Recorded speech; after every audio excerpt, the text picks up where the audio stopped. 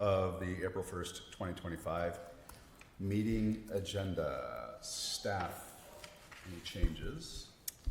Thanks, Mayor and member of the council. I just have one addition to the agenda tonight. It's to other business item 11A, the voucher disbursement request pending approval. The addition is the actual report that's printed out tonight and was also sent to the council in an email earlier. So that one addition from me for tonight. And then I have one for myself for council, and that is I would like to move items 8 and 10 up ahead of the consent agenda, which is item 6. So specifically 8A, 10A, B, C, and D. Reason being is I've got to leave at 8:15, and I'd like to get to these items before I go. Does council support that? Mr. Mayor, Yes, thank please. you. Do any of the items require all 5 or a certain number of votes, particularly on the consent? Excellent point of information. I'm sorry, I missed that. Could you repeat that? Yeah, I just want to make sure that sometimes there's items that require an X number of people to vote on them, not just a simple majority. So I want to just, like in case there is something that we know about it, and maybe have that vote before you go. But I don't know if there is. I didn't notice anything immediately. Mr. Mayor, Councilmember Wagner, I'm not seeing anything on the consent agenda that would require more than a simple majority. Cool. I'm cool with the motion then, so I'll second it. Okay. There was a first and a second?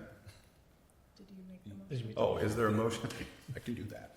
Is there a motion to move items 8A, 10A, B, C, and D ahead of the consent agenda in tonight's agenda? Motion to approve items 8A, 10A, B, C, and D. About the consent Second? agenda. Aaron seconded. Oh, all right, pre-second. It was a pre-second. Gotcha. All right, well, all those in favor say aye. Aye. All those opposed say no or nay. All right, the ayes have it. So that brings us to item 8, public hearings. First reading of an ordinance amending section 815.07 of the Robbinsdale City Code. Yeah, thank you, Mr. Mayor, Council. So in the interest of time, I'll be brief. This is something that's been discussed back almost a year and a half now. Certainly we'll respond to questions, comments, or concerns. In the fall of 2023, city staff was working with some folks near Lower Twin Lake to do some updating by way of the boat landing, the signage. It's monitored and maintained by Three Rivers, so working with other jurisdictions, and ultimately came together with some recommended updates that included potential code changes. These were presented to council in June of 24. It included some clarifications, proper name of the to reflect Lower Twin Lake, whereas sometimes it was maybe colloquially referred to as South. Also cleared up some language referring to operational hours and the being consistent across all code and bodies of water related to wake and no wake rules. If you look at the second page of that item, you can see we use the traditional bold and underlined to call out new language, and strike through or strike out for removing any language. Pretty straightforward as to what we'd be doing. The reason this is coming back to you, as we went through this process last June, we found out after the fact that the DNR required a certain set of materials be submitted prior to doing this part of it. So in order to do that, that's now been submitted, and we're ready to move forward with that. So the first reading would occur tonight. Second reading would be scheduled for the 6th of May, as long as we continue on that path. And again, this does require a public hearing, so staff's recommendation is to take council questions, comments, or concerns, open for a public hearing, close the public hearing, respond to any additional questions, comments, or concerns, and then advance on the first reading. Okay. Council, any Questions, comments, concerns? Yes. Go ahead. Oh, yeah. So just one clarification. The intention is that Lower Twin Lake will still be no wake. That language is struck out, but that just means that it's not part of the changes. That'll still be in the language, or that won't be in the language, or it's handled by a different ordinance. Yeah, thank you, Mr. Mayor, Council. Councilmember Greenberg has my laptop stuttering, excuse me. So the strike through from Sunset, Lower Twin Lake, I'm sorry, that's part B.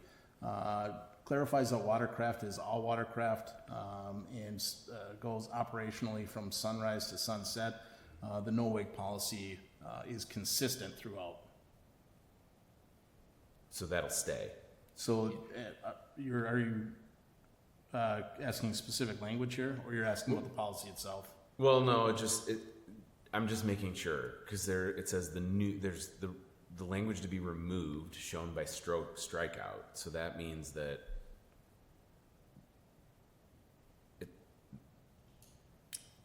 I may be confused, but it's showing the timing of any watercraft between sunrise and sunset on any day. But then it's it's removing the language that says that it's at a no wake speed. And I think I want that included if we're keeping it a no wake lake. Yeah, it reads that any watercraft may only be operated between sunrise and sunset on any day, and that's it.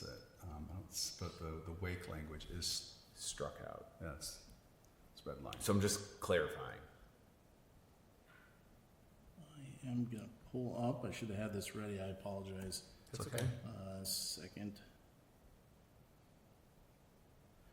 So what you are striking here, the hours of operation, this is under chapter, excuse me as I'm bouncing around. Subdivision 5 of time. Thank you, Councilmember Parisian.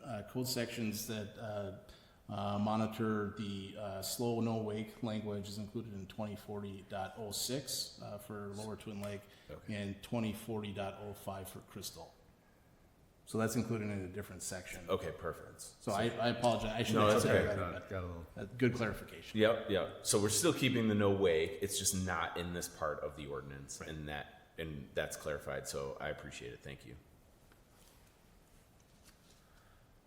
Okay.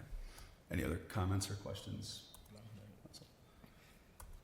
Is there any comments, questions? We need to have a public hearing. Mr. Mayor, I'd ask that you formally open the public hearing. Okay. Is there a motion to formally open the public hearing? So moved. All right, second. All right, do we need to vote? All right, all those in favor say aye. Aye. All opposed say no or nay. Ayes have it. Public hearing is officially open. Okay. And looks like we can close it. Mr. Mayor, hearing and seeing no comments from the public, I will move to close the public hearing. Second. Councilmember Parisian, thank you. Councilmember Wagner. Okay, all those in favor say aye.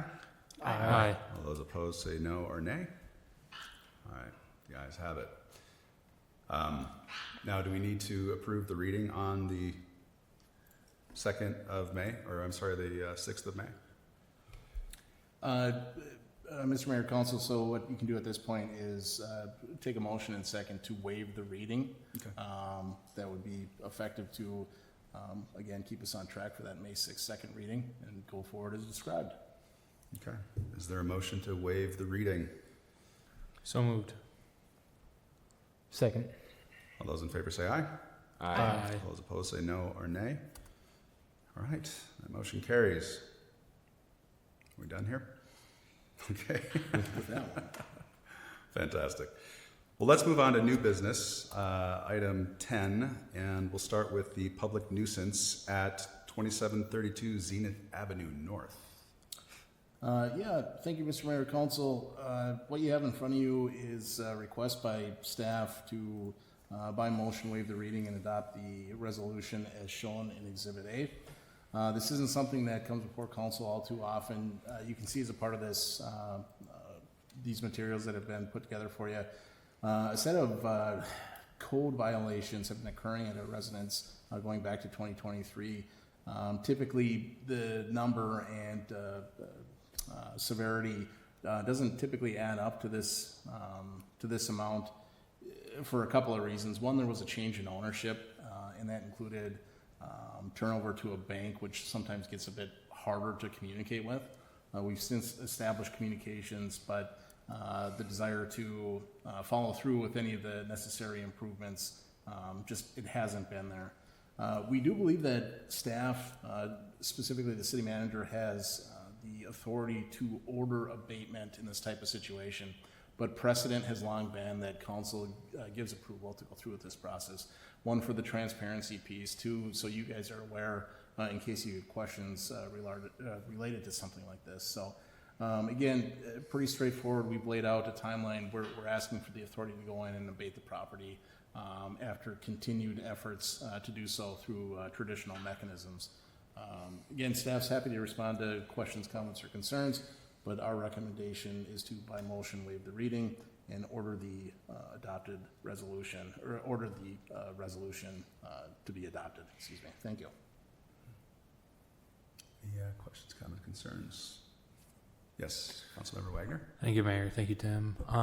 So I know in the past, the previous, I don't know if the person is still living there or not. I don't know if we know that, but there was neighbors that came out, probably a year ago at this point, maybe longer, and they had concerns about, the safety of themselves and other people on that block. And so I'm just wanting to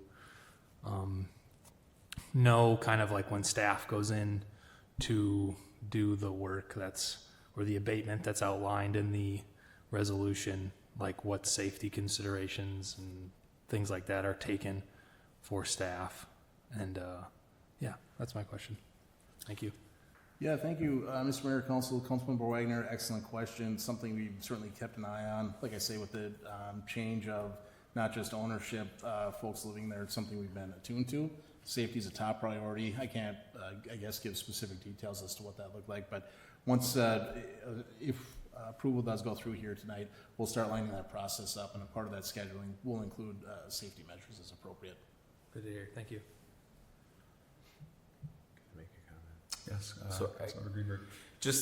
I think it's worth clarifying for the public too that this is an unusual situation in the fact that we've tried resolving it in the normal channels. We've gone above and beyond in trying to resolve those issues. The city has done a lot of reach out. Obviously, there was this, seems as though there's details around, the property changing hands, and even with the new owner doing outreach, not seeing improvements made or changes and updated. So just so that everyone knows, this isn't we're not looking to go after homeowners or whatever. This is an unusual situation where we need to take this action, and so I feel like it's something that warrants our support.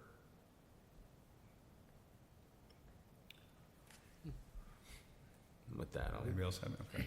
Yeah, 750 days is quite a while, and I've got 2.5 pages, single spaced, of citations and attempts that have been made. So you can't say the city didn't try hard to try to resolve this. So I agree.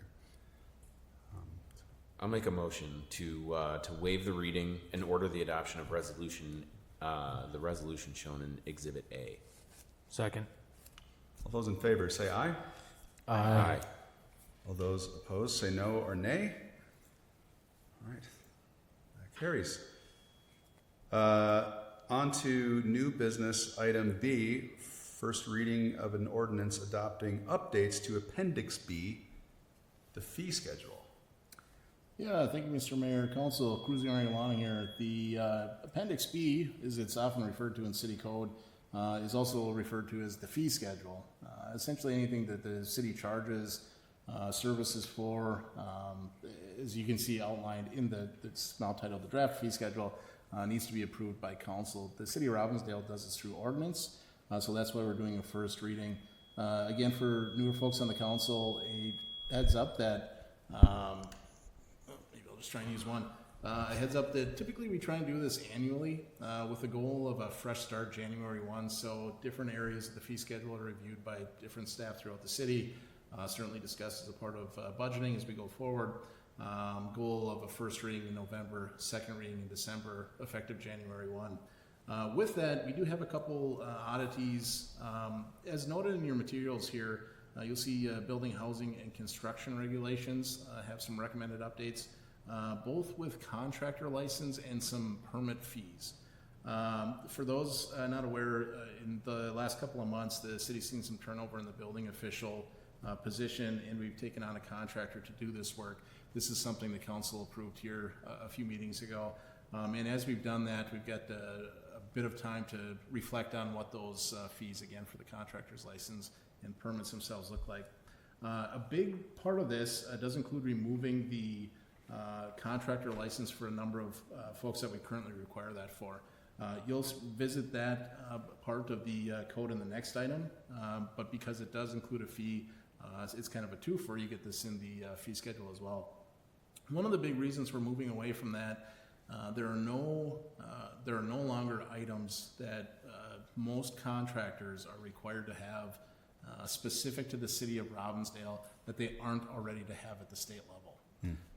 There was a long-standing practice, which I think was appropriate, that we would require things like proof of insurance, bonding, again, depending on the contractor's license, maybe some more nuanced items, but we now feel that that's redundant.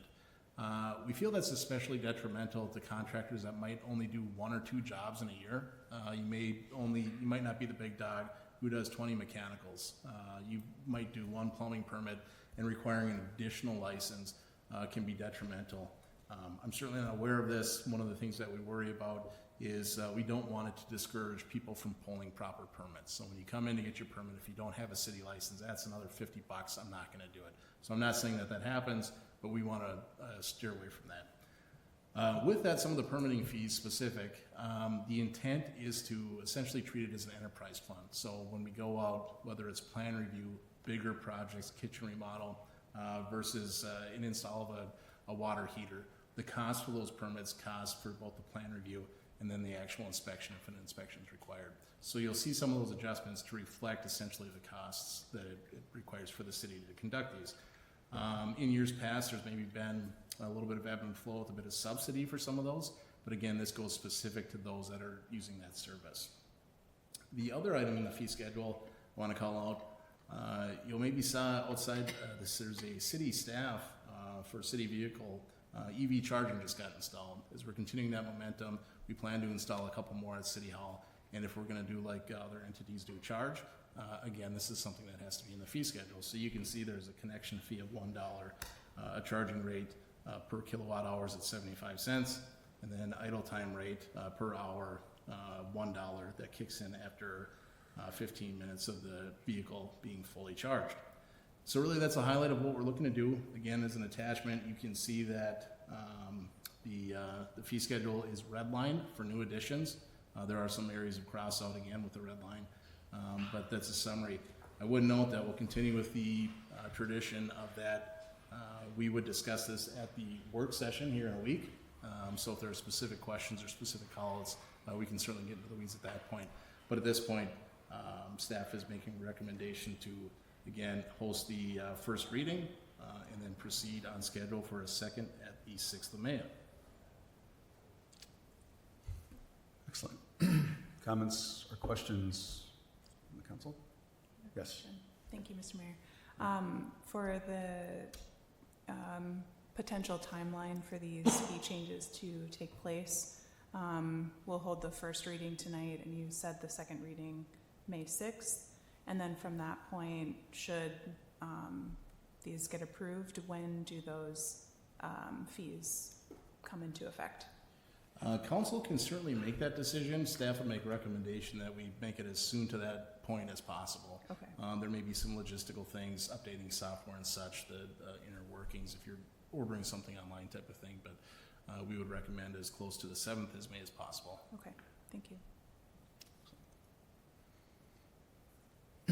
Any other comments or questions? Yeah. Councilmember Greenberg. So for some of these fees, you know, they need to increase. It seems totally reasonable, but it feels like some of these, it's more than like double.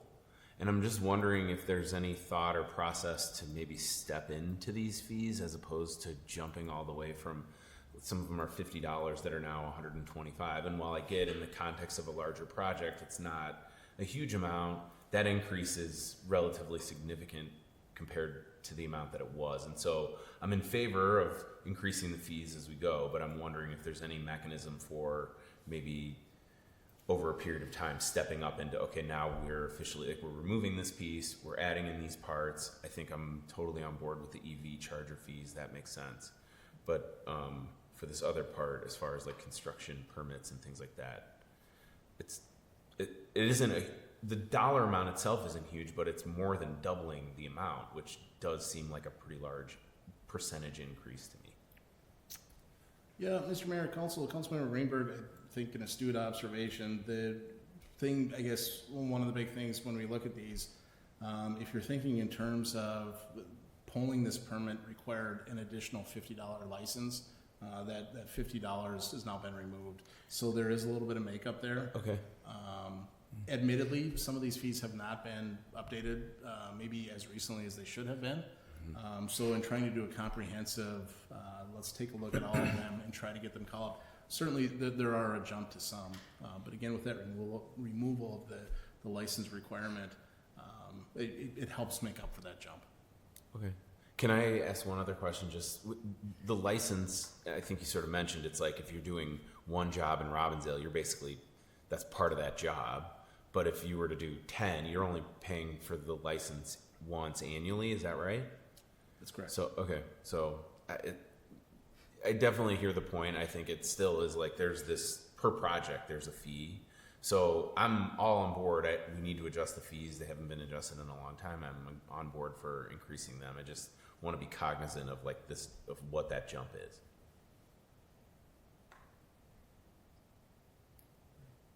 Discuss in the work session, okay.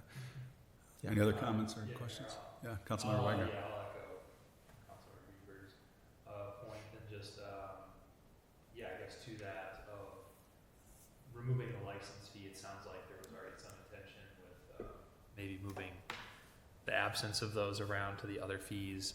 Is there any other impact to the budget that you foresee from these removals, or is it all kind of staying within the fee schedule? Yeah, Mr. Mayor, Councilmember Wagner, the adjustments again, what I described, the intent is to really treat it as an enterprise fund. And when we do that, what I mean by that is we're charging the costs for the service. We have a little bit easier time of doing that now because the consultant charges the city essentially X for that service. So we have a direct cost of that. It's not to say we'll use the service forever. So when if a building official were to be rehired, calculating that it's a bit more with time spent on plan review, time spent in the car, time spent inspecting. So calculating it's maybe a bit more, I don't want to say convoluted, but complicated. I think if I'm understanding what you're asking, will there be offsets or needs from other areas within the budget to make up for this? The intent is no. The intent is to keep this all in one place.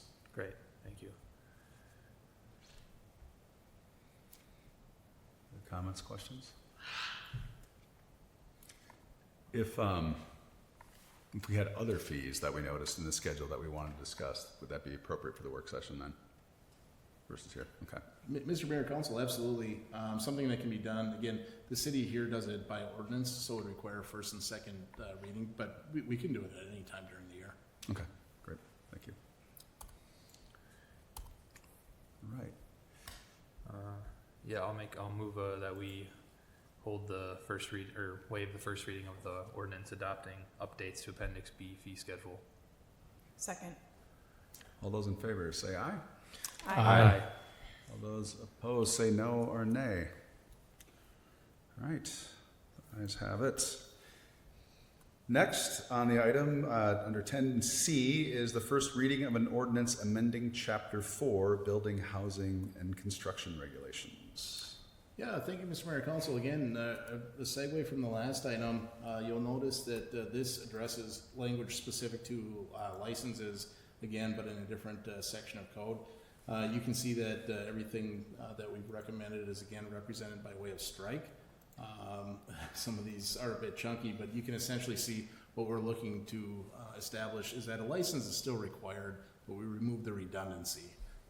It's just required at the state level, and the city is no longer going to carry that option. So again, this is a segue from the last item. We're recommending you hold the first reading, amending the ordinance as described, and staff is happy to respond to questions, comments, or concerns. Councilmember Wagner. Thank you, Mayor. Thank you, Council. Thanks, Tim. So you answered one of my questions, I think, earlier, but actually Councilmember Greenberg did as well. So when we do work in this, or when someone does work in the city with this just a state license, they still need to get a project-specific permit. Okay. That's the affirmative is nodding. Just for people on camera. And then, or watching. And then, so what do the state standards look like, since we'll be relying on their licensing versus our own? And in the past, or like when our current process, do we just rely mostly on state information anyways, or do we have different requirements than they do for our licenses?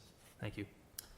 Mr. Mayor and Council, Councilmember Wagner, great question. The DOLI, the Department of Labor and Industry, has done a fantastic job in recent history updating accessibility. Your question to the standards that are required, all may be a little bit different, but typically include requirement of an insurance. Some need to be bonded. Some are required to have a special level of whether it's training or education or what have you. That again can be met through looking that up. To your question as to what would the city do, we'd essentially require those same things. When you came in and provided that, you got to give us a copy of your insurance. You got to give us a copy of this, a copy of that. Since DOLI is doing that, and it's very accessible at this point, we removed that hurdle, and because there's no longer the staff time which justified the $50 fee, we're recommending that as a part of the fee schedule be removed as well. Hopefully that makes sense.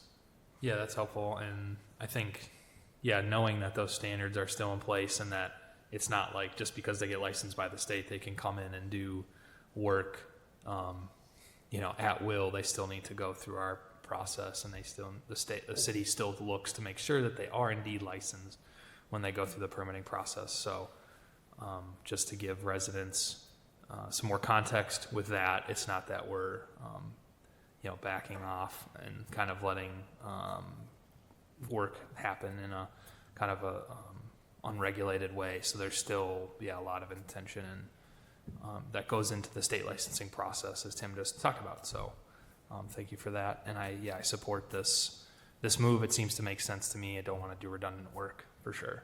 That's a good question. Yeah, good one. Other questions or comments? If there are none, I will move that we waive the first reading of the ordinance amending Chapter 4. Second. All those in favor say aye. Aye. Aye. All those opposed say no or nay. The ayes have it. Okay. Moving on, City of Robbinsdale, new business item D, City of Robbinsdale's top goals and priorities 2025. Yeah, thank you, Mr. Mayor, Council. So this is an item back on the 24th of February. City Council, leadership from city staff got together for 4.5 hours to kick the tires on what do we want to do in 2025. This is the third year we've gone through the process in this manner. And as I describe it to people, it's both for the council and for staff, sometimes separately, sometimes together, to keep us on track. Establishing a set of goals, sometimes by way of philosophy, sometimes by way of very explicit, actionable items. You can see this year, for those that pay close attention, this year's list is certainly longer than last year. There's no right or wrong number, there's no right or wrong set of priorities or goals. Again, this is a result of the group coming together. In my experience and in my opinion, I think the exercise of consensus building, the team building capacity of it, has a huge value. But then having a document like this certainly sets us forward for the coming year.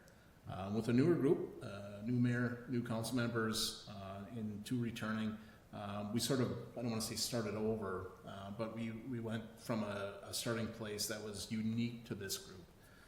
So while some things maybe have carried from year to year, you'll see on here, this is a representation of what we discussed that evening. So what I'm asking here tonight is that if there are any edits or any items that you'd like to further discuss, we can certainly do that. But asking that you as a council adopt this, again, we can use as guidance as discussed. But before we get to that point, I'd certainly encourage council to reflect on their experience, both in this and maybe prior council members, kind of as how this document has helped things in the past. Okay. Any comments from council? Yeah, there was one comment I want to make. I appreciate this process and going through it. I think not only was it beneficial as a newer council member, but I think as we think about being intentional on setting goals and priorities as a community, really moving and supporting that effort. I would like to, let's look at the top priorities again and recognizing that those are all things we agreed upon as a conversation. And just point out priority number 6 around humanize, maintaining Robbinsdale's identity in the current political climate. I'm still wanting something more in that space. And I know that was a conversation that we had prior to it as well. And I'm just not sure on what the language might look like for that. But I think maybe going back into, I'm gonna try to stab at this real quick, is humanize and maintain Robbinsdale culturally diverse identity in such a current political climate. So I was thinking of words of I think bringing some of that energy back around being specific around the culturally diverse community that we have here in our communities and celebrating that and highlighting that as well too. So just something, there's something missing in that space. So something I was going to add potentially. Any other comments? You want me to go? Okay. Thank you, council. Thank you, mayor. Thank you, Councilmember Blackledge. I agree with you. I think adding a couple, just as you said it, Robbinsdale's culturally diverse identity. I think that's a perfect addition to that goal, and I would support that. And I guess I just want to echo what you just said too, is that this was a good process in the past. This has been a very productive, I think, meeting that we take. We're very intentional with how we go about it for residents or other folks that are listening that might not be familiar with what we're talking about. So every year we go through, at least every year I've been on the council, so this was my 3rd one.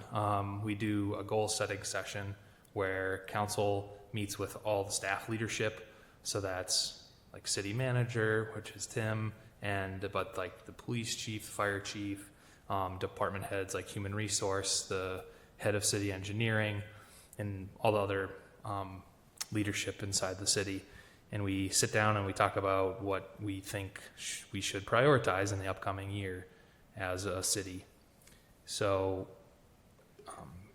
and this list that we're looking at in the agenda is the product of that. And in past years, it's been very helpful to have because we're able to track where we're meeting our intentions and our goals and where we're falling short. And it's great for that reason. And I think it also provides it's a plan, but it's very flexible, and I just think that it's a useful tool that we do. So I guess thanks to the council for their participation in it. Thanks for staff. A lot of those folks had to stay, past the normal end of the workday to accommodate the council's schedule, since we have full-time gigs as well. So just thanks to everybody for putting this together.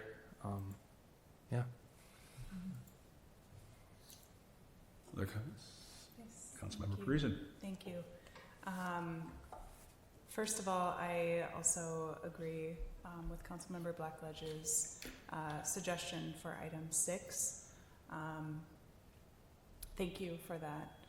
I also echo the sentiments that Councilmember Wagner shared on the process itself. And I do really appreciate how through the process we have, a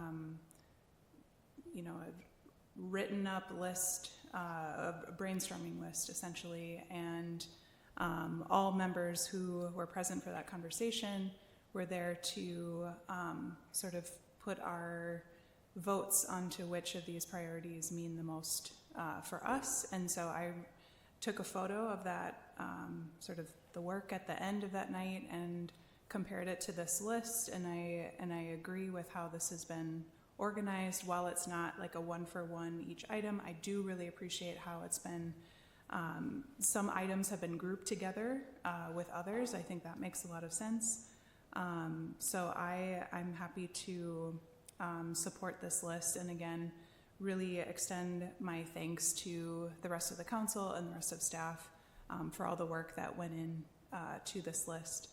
I do have a question, and perhaps this is for the council and also for staff, but when we're thinking about goals for the calendar year, we do have a couple of specific goals that will span for longer than a year. So I guess maybe a question is for example, the 2024 or even the 2023 goals. Tim, if you could speak to how some of those have continued to show up either through this exercise or otherwise, to help us keep tabs of those goals that we've set in the past as well. Yeah, thank you, Mr. Mayor. Councilmember Parisian, great question. I'm gonna see if I can pull up the actual 2024 goals. Give me just one moment. And while you are doing that, I will sort of mention, even from this point moving forward for the rest of the council, to really think about how we can keep continuity with some of these goals that perhaps we can't achieve in a single calendar year. Yeah, again, thank you, Mr. Mayor, Councilmember Parisian. For those maybe at home, for those newer in the council, one of the things I try to do is I send out maybe a little tacky, I call it your monthly report card. Typically falls on the last Tuesday of the month. We don't have a council meeting. It's intended to, you don't get a Tuesday night off, ha ha ha. And, some months more than others, through the list, we try to call out specific, again, tasks, momentum on projects, if it's related to recruiting, retention, sometimes the employee handbook, sometimes, events within the city, all a little bit different. Some specific items, as I'm thinking about, if I look at the 2024 list, number 2 is complete a facility study.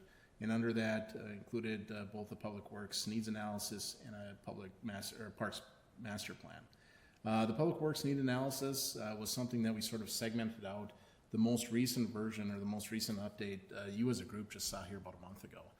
So this is something, again, that through the CIP, by way of dollars and strategic planning that way, is planned out for years and years and years. But as we see a priority of the council, not that we're building a new facility next year, all right, you've agreed to give us this next step, this next step, this next step. So that's an item that we give, if not monthly, at least bi-monthly updates. The Parks Master Plan, again, was really called out in 2024, as I would go back to 2023, the first year that you mentioned being a part of this. That was a combination of a couple of things that had a priority of involving the commissions more, but also dedicating resources to the parks holistically. I think we've done a very good job, maybe a bit segmented, a lot of work at LVT, a lot of work at this park, a lot of work, and it's great. But we have a lot of neighborhood parks. When we think about our park system, again, as 14 different parks, what do different neighborhoods looking for? So in 2023, as we went through the budgeting process for 2024, We asked for some money to do this. It's not a cheap endeavor, excuse me.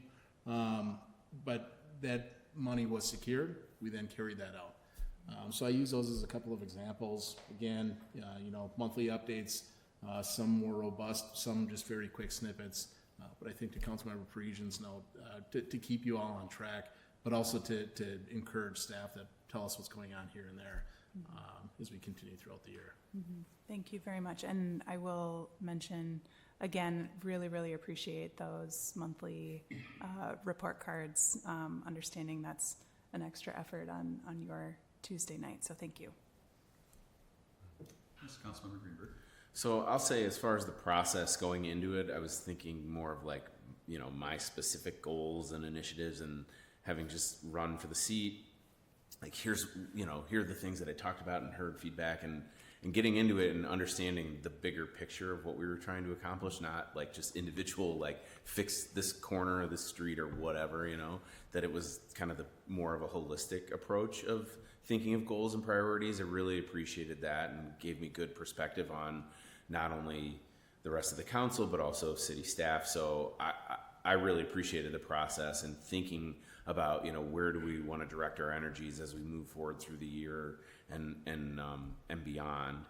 I appreciate Councilmember Blackledge's comment on updating number 6, and agree with that. One thing that I guess as I look through this, the top priorities, the opportunity goals, and sort of the other ideas that we talked about, that all make sense that it's segmented that way. But the numbers make it seem like there's priorities. I know there's not a really good way, but I don't know if there's another method of delineating. It makes it seem like number 1 is the top priority. And I would say that while it's an important priority, it's not like number 1 is that much more important than number 5 or 6 or 3. There's some things that are more actionable than others.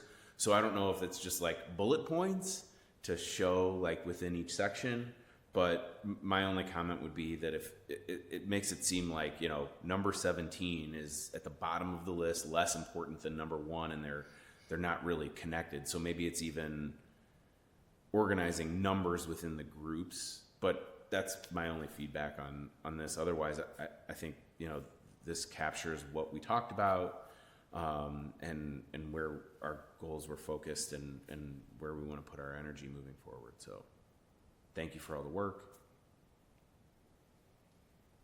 and thanks for all the involvement, council and staff.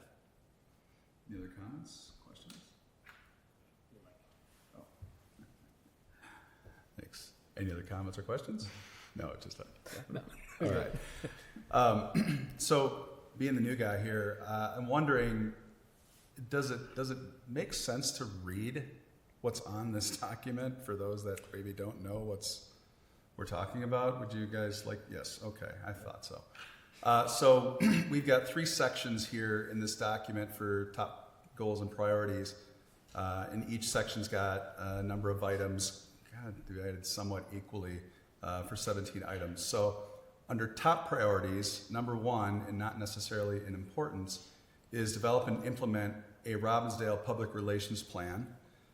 Number 2 is pursuing projects related to environmental sustainability, such as green building standards for city facilities, public EV charger installation, achieving Green Step 5, continue public education efforts, and exploring energy efficiency programs for businesses.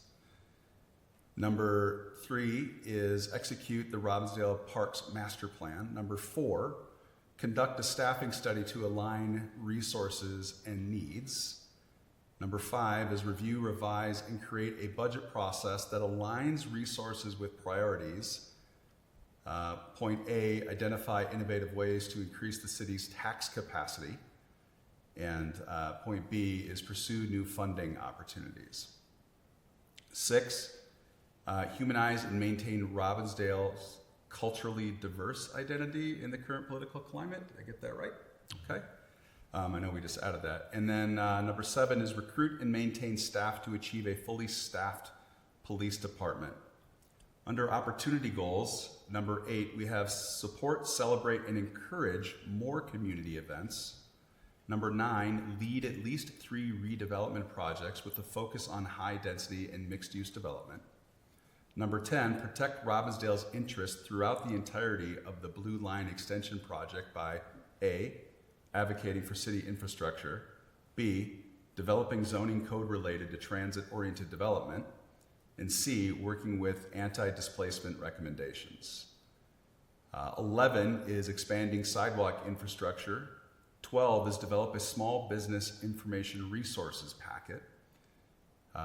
Under other brainstormed goals, 13, understand the challenges of the fire and service model and implement changes.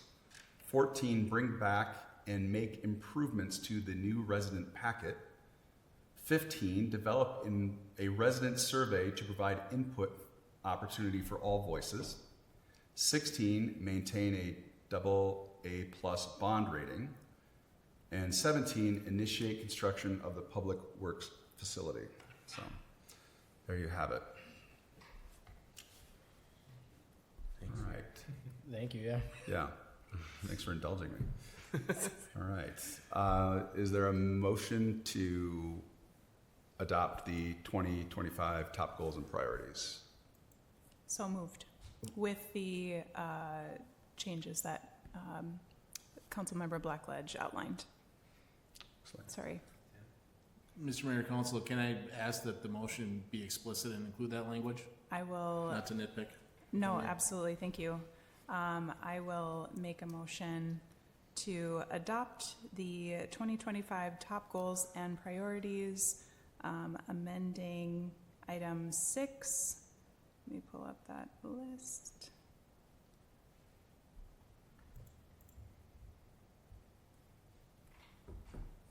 Thank you. It's loading here. Amending number 6 to be humanize and maintain Robbinsdale's culturally diverse identity in the current political climate. Second. Second. Okay, thank you. All those in favor say aye. Aye. Aye. All those opposed say no or nay. All right, that motion carries. Back to the beginning. All right, on to the consent agenda. Thank you for all that have stayed thus far. So we have the consent agenda here. So pursuant to council rules, one motion, non-debatable, will approve the recommendation noted. Any member of the council may ask for an item to be taken from the consent agenda for discussion and separate action. Such items removed from the consent agenda shall be considered immediately following the approval of the balance of the consent agenda. Staff, any changes? Okay. Council? Councilmember Parisian? Thank you, Mr. Mayor. I would like to withhold items E and F. Okay. Anybody else? All right. So items E, adopting a resolution to amending the 2024 general fund budget. Items F, establishment of the 26 through 2027 budget calendar. We'll remove those. And is there a motion to approve the balance of the consent agenda? Mr. Mayor, I move that we approve. Let's turn my microphone on. Mr. Mayor, I move that we approve the consent agenda with items E and F removed. Second. All right. All those in favor say aye. Aye. All those opposed say no or nay. Ayes have it. So what did we approve? Approving city council meeting minutes from March 18th, 2025. Approve a quote for crack sealing. Approve participation in the Soul Smart Hennepin County Cohort 2025. Approving Robbinsdale Joint Community Police and Partnership JCPP donation. We approved Hennepin County Art and Music Grant. We also approved a Hennepin County Youth Equipment Grant. We approved Ward 1 Park Recreation and Forestry's Commissioner. Congratulations. We approved Shalot's, I always, Shockey. How do you say it? Sohaki. Man, that's a tough one. We approved Sohaki Park Water Quality Improvements Project and support a Hennepin County grant application.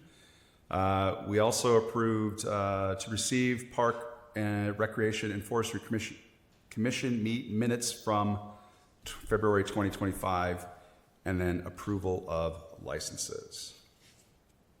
So item E, adopting a resolution amending the 2024 general fund budget. Yes, thank you, Mr. Mayor. I pulled this item, looking through, it looks like we've had an operating surplus of about 1.4 million for 2024.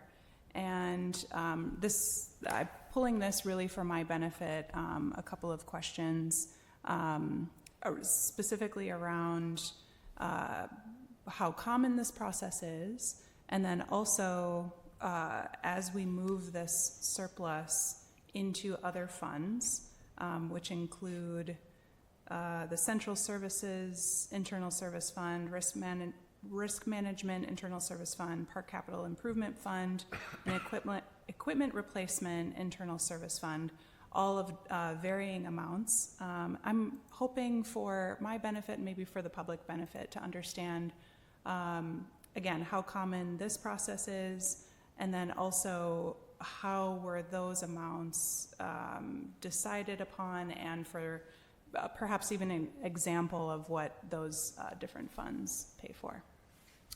Yeah, thank you, Mr. Mayor. Councilmember Parisian, excellent set of questions. To start off the bat, how often does something like this happen annually?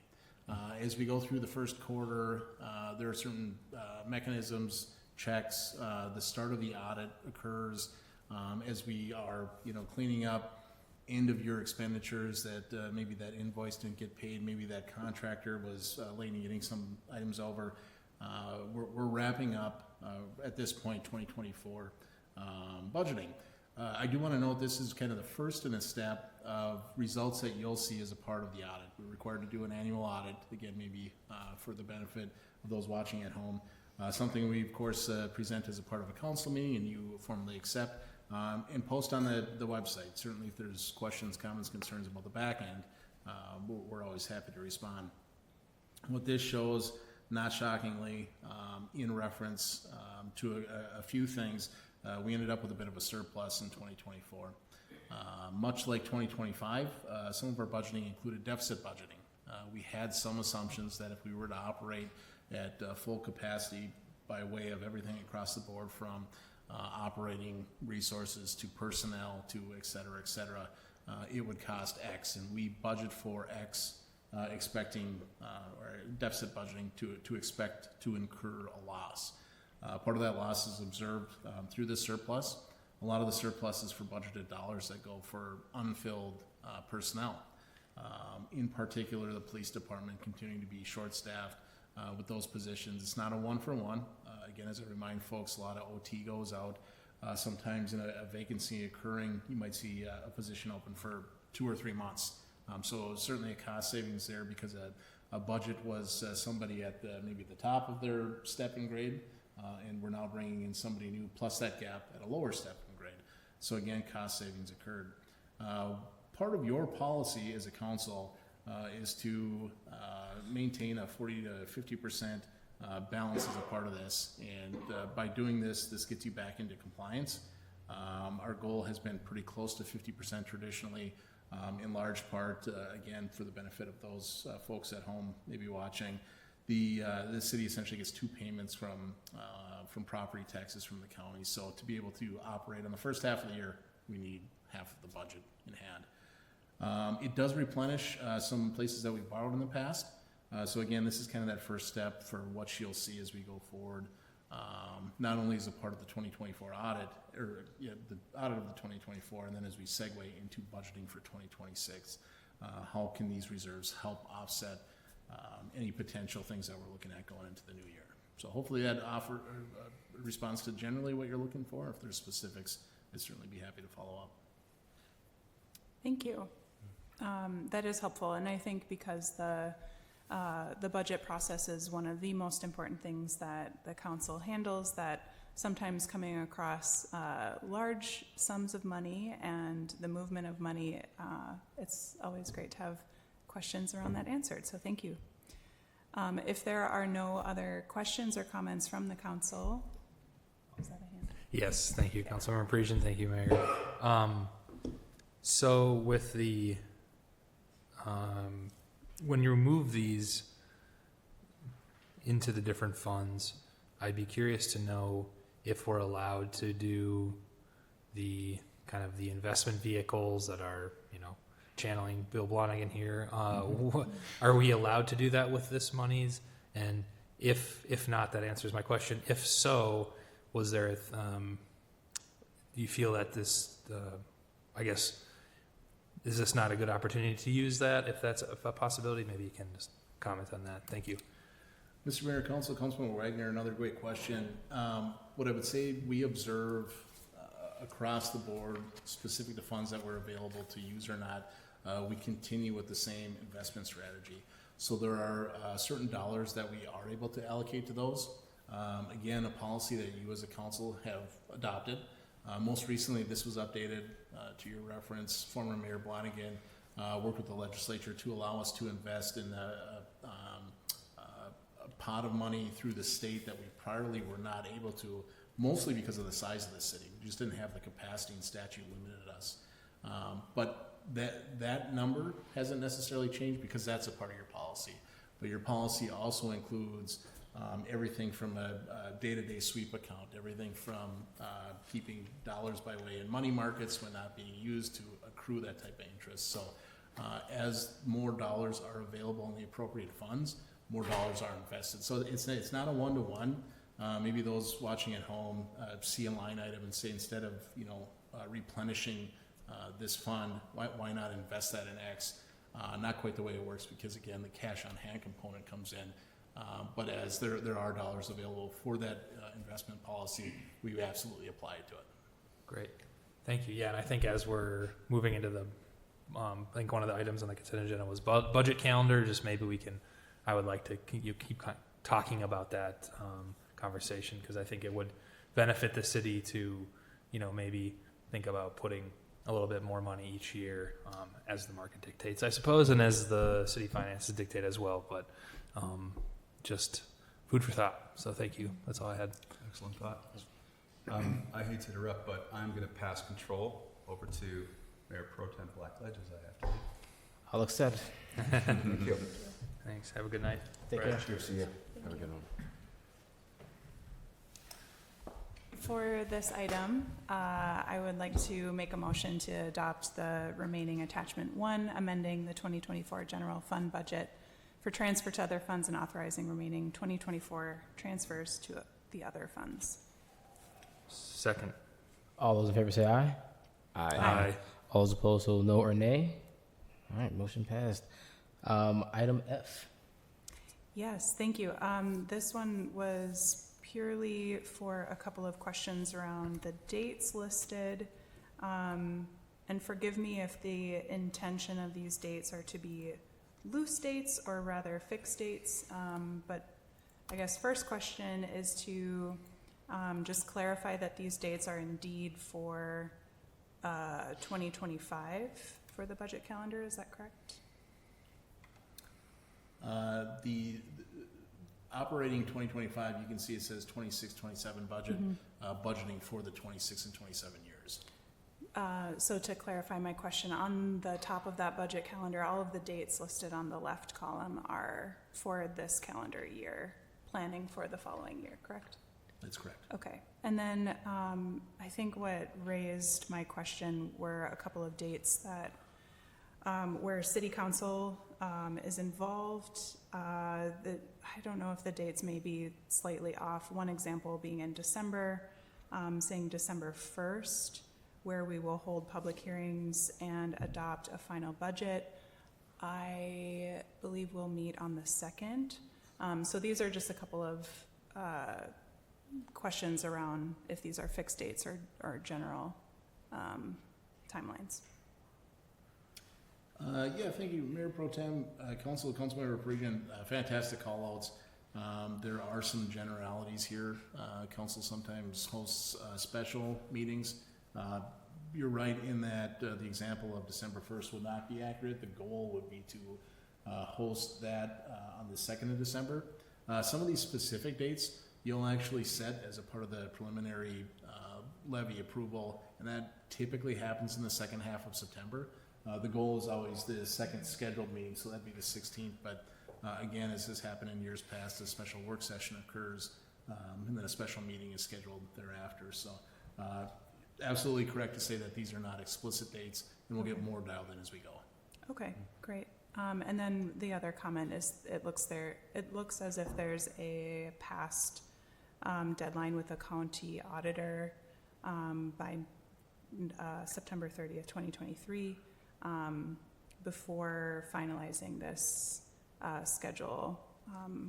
I would suggest that date get updated. But other than that, those answer my questions. I don't have any other concerns around the general schedule of events, just having those dates adjusted.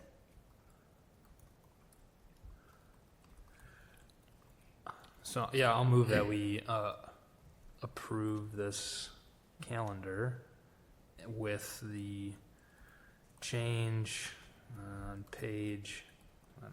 the last page, underlines September 1 or 15, City Council meeting to certify proposed property tax levies to County Auditor by 9/30/2025. Second. Thank you. All those in favor, say aye or yay, yes. Yes. Yes. Yes. All those opposed, say no or nay. Motion approved. All right, moving on to presentations. I just want to say, Stat, thank you so much for your time and being here, and adjusting for the agenda for our mayor. Really appreciate that. First up, we have Robbinsdale Forestry Natural Resources Annual Report.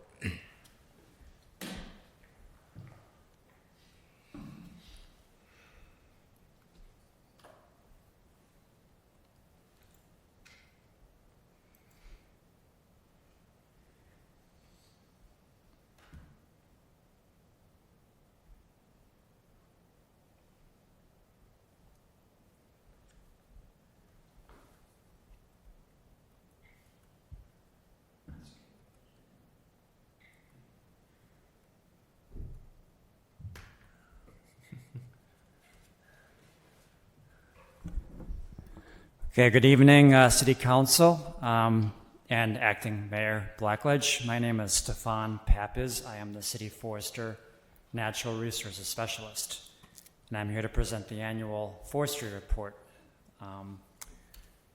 So we'll get started here. This is a photo of one of my tree planting operations from last September. But what's on most folks' mind is emerald ash borer. With the severe, impacts that particular insect has on many of our trees. We first confirmed it in Robbinsdale about 7 years ago, and it has continued to expand rapidly in untreated private trees. However,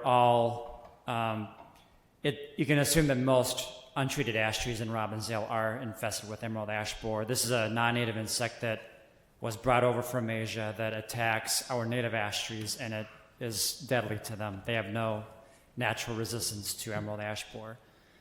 And many trees around Robbinsdale that are not treated are probably no longer treatable. But I have been doing treatments, and this has kind of created a certain degree of herd immunity among some trees left over that have not been treated. And we only actively manage private emerald ash borer trees per our plan if it's badly infested, over 20 inches in diameter, or growing very close to a high traffic right-of-way corridor. In other words, we're generally a hands-off policy on enforcing privately infested ash trees. We kind of treat them as other dead trees by code enforcement. The most important part of this, though, is how we've been protecting all our own ash trees, the city-owned ash trees, boulevard and landscape park trees. So by protecting them, I inject them with an insecticide once every 3 years, and treatments have been found to be essentially 100% effective. I use an insecticide called imemectin benzoate, and last year I treated 126 ash trees. The largest was 42 inches in diameter, and the smallest was 6 inches. The average diameter was 17 inches. I did skip 3 trees that were in decline, although that had nothing to do with emerald ash borer itself. And all the city ash trees around town, boulevards, parks, I marked that with the stamp RF, and then the last year treated. And this year on my docket, I have 151 ash trees to inject. Those trees were last retreated in 2022. And the graphic up there shows what happens in advanced infestation stage, where the larvae just completely girdles the trees. They're basically the vascular cambium for the tree to move water and nutrients up and down. And the photo on the bottom is a brief snapshot of the equipment that I use. I drill directly into the bottom trunk of the tree to administer that insecticide. And we haven't lost a single tree to emerald ash borer since I've been treating since 2016. We were awarded a grant back in 2022 to manage, to help us fund this program, primarily the insecticide, which is the most expensive part. And that was through the Minnesota Environment and Natural Resources Trust Fund. The grant period actually is through this June. It was $32,500. And all the money went towards buying the insecticide, the plugs that I use to administer that insecticide, and then other equipment as needed. The funding was fully utilized earlier this year, and the DNR officially closed the grant, so we're grateful for that. And the equipment that was purchased with that grant will actually last us well, probably into 2028. So even though it's through 2025, the lasting effects will be shown for a few years yet to come. Moving on to pruning, which we do a lot of. We're very proactive in the pruning work we do. The photo on the left shows one of our contracted climbing arborists, and then the one on the right shows one of the mechanized lifts that they use to ascend and access trees. This is an ash tree we're actually pruning last year, off of 26th actually. We have a system called zone-based public tree pruning, where we divided the city up into 6 different zones with our goal of pruning every tree in that zone each winter or each season. During the period that the tree is dormant, that prevents us from pruning during periods of active insects or things such as oak wilt. That way we don't have to worry about that. We did do a lot of extensive pruning last year in January and March, and then also again in late November into December.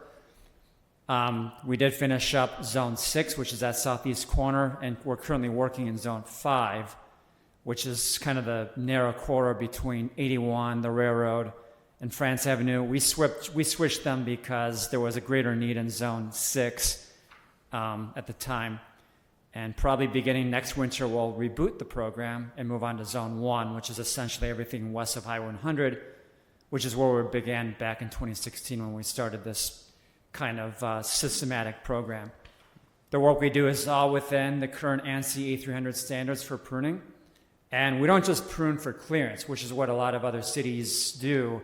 We do a full structural prune where we do structural, and I'll get to that in the next slide. But we also emphasize rope and saddle climbing among our contracted arborists so that they can access those hard-to-get areas of the tree that basically ensures better tree longevity and health moving forward.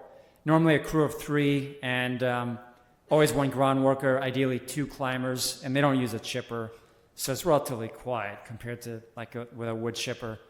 And where applicable, I do mail pruning notification letters out to homeowners warning them that we're going to be in their boulevard trees and to not, get worried and then to expect that we're going to be doing work. Our primary objectives with all this pruning is, of course, clearance, which we have to do, but we also mitigate hazards such as removing of dead wood, removing defective, cracked, damaged, or rubbing limbs. We also get down and dirty in the canopy where we subordinate co-dominant leaders, and then we try to then favor a more dominant leader, which is more beneficial for tree health, especially where it's practical. We cannot undo years of not pruning, but oftentimes a lot of trees have co-dominant leaders. They form that because they have more light on all sides. but this is the best management practice industry standard for landscape tree maintenance. And we have a lot of pride in that kind of intense pruning, because that's the most important things you can do from a maintenance standpoint of a mature canopy. To accomplish that, we kind of have certain specs, such as keeping the majority of the cuts reduction in nature. In other words, you take the larger of two stems at a union, not the smaller. We can, instead of outright removing long limbs, we can actually reduce them. So that way we reduce the size of the wound on the trunk. We limit the size of the actual cuts unless we have no choice, so that decay is less likely to get into the trees and cause more structural issues. Most of the work is actually accomplished with hand saws, not with power equipment, once the arborists are up in the tree. And we do a heavy pruning dose on competing leaders, but we do a minimal pruning dose on the identified central leader. And we found that there's generally been less routine storm damage since the beginning of this intensive pruning that we began in 2016. Now we're going to have our major storms that will, of course, cause some serious damage, but garden variety storms, that kind of damage is pretty rare now, because we've looked at and we've eliminated a lot of those dead limbs, codominant stems, other weak attachments through this intensive pruning rotation. So like I said, we do have contractors that do the majority of this work. We have a pruning contract and a removal contract, two separate companies. Currently for pruning, we have Brad Tree Company. That was rebid late last year, and they were a contractor for the last several years, and they got the contract again. That runs through next year.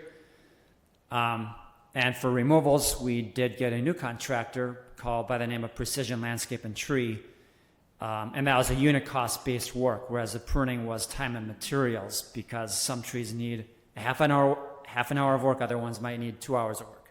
So there's more flexibility with the time and materials, but the unit cost system allows, since the tree is given diameter, is based off of the diameter for how much it costs to remove. So that's how we format the removal contract. And that also lasts through 2026. The photo on the right was kind of a dramatic photo I took of a diseased elm removal several years ago that required a crane job, but it was a boulevard tree.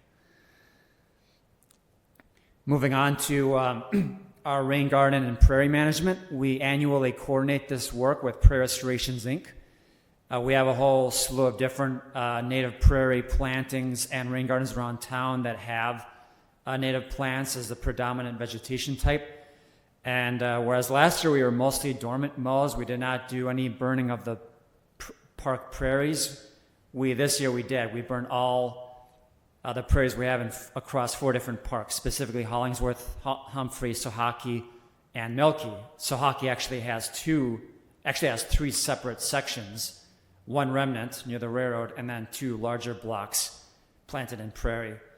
However, every year, all the rain gardens we have, roughly about 6 public rain gardens, we do burn on an annual basis, mainly to clean up the old thatch and other, sometimes garbage, but it does a nice renewal job, and then they grow nice and lush and vigorous for that season.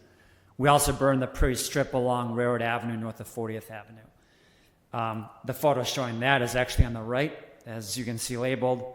And then one of our rain gardens is in the middle, the Public Works, and then the one on the left is right out here at City Hall. That was a burn from last year. And then during the year, we also have Prairie Restoration perform 3 integrated plant management visits for all the sites, and that's usually just spot treatments of noxious weeds, invasive weeds, also pulling weeds. There's a lot of non-native plants we don't want in these native prairies, native plantings, so you do have to do some summertime management of them, but for the most part, we've been able to maintain a mostly native type of plant population across all these city landscapes. We do, of course, target noxious weeds, invasive species. There were no new specific finds last year.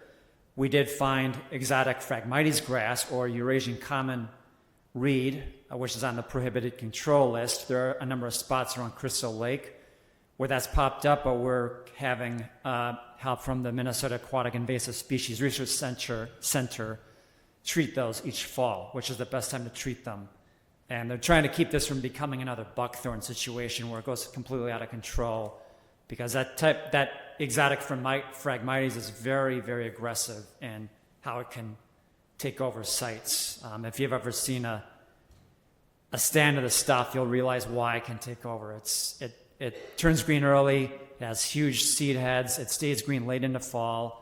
It completely outcompetes any kind of native wetland species that you'd otherwise want. Two of the more normal plants that I deal with, buckthorn and garlic mustard, are yearly threats and challenges. We are doing a lot of buckthorn removal in certain parks, specifically LVT in South Halifax and Sohaki. We've been actually spending a lot of work this past winter in Sohaki Park removing buckthorn. And all the cut stumps that are done are treated with a herbicide and basil bark oil mix. And that hopefully it generally will prevent resprouting, but that's always a big challenge. And then garlic mustard, as you can see on the bottom right photo, if you don't pull it, it'll take over a woodland understory like that. The good news is that they're only 2-year plants, so they're biennials. If you get them in the second year before they go to seed, you're essentially eliminating that year's seed bank. But over a number of years of pulling these plants, I've pretty much exhausted a lot of the seed bank that we found in Sohaki Park itself. But it's kind of the gift that keeps on giving if you don't get on top of the seed bank. But we're finding that does work. It just takes a number of years to eliminate that. But that garlic mustard and buckthorn generally go hand in hand as kind of twin Medusa heads of woodland invasiveness that we don't want to see. Speaking of buckthorn removal, last year, like I said, we did a lot of removal in that wooded hillside in South Halifax Park. And to try to get something other than buckthorn in there, we planted in conjunction with Hennepin County 1,000 tree seedlings thereabouts that the county could offer for us, because they have a mandate to plant 1 million trees by the year 2030. We were happy to partner with them for that, to help out with that goal that they have. And we use 20 different woodland understory and tree shrub species, especially those that can tolerate an overstory, specifically like elderberry, ironwood, red oak. Those are species that can grow under a canopy. They're not species that need to have full sunlight. We did also use a lot of what are called grow tubes, which protects those tree seedlings from rodent and deer damage. And it also creates kind of a mini greenhouse where it concentrates light and warmth to promote growth. Like I mentioned, the labor and the seedlings are provided by Hennepin County. I helped out with the project as well. And we're hoping to perform a similar project this spring at the end of this month in Sohaki Park in the areas where we've taken out a lot of buckthorn. But this year's buckthorn removal has been much larger in area than South Halifax, so we have to spread these out more. But the whole goal is to just get a native understory established in these parks that have been dominated by buckthorn for so many years. And you can't just hope buckthorn doesn't come back, even with treatments. It will come back eventually. So that's why you have to kind of put something different in there if it's been buckthorn for many, many years, as we're finding out. Another thing I do is shade tree disease control, and that's essentially Dutch elm disease and oak wilt. I scout the city every year for that, for Dutch elm disease and infected elms. Pretty minimal last year. There aren't really many large elm trees left that don't have built-in genetic resistance to Dutch elm disease. I did mark one private elm, which was removed within the compliance time frame that we set. And we did find 2 public elm trees that we had removed right away. One was a boulevard and one was a park tree.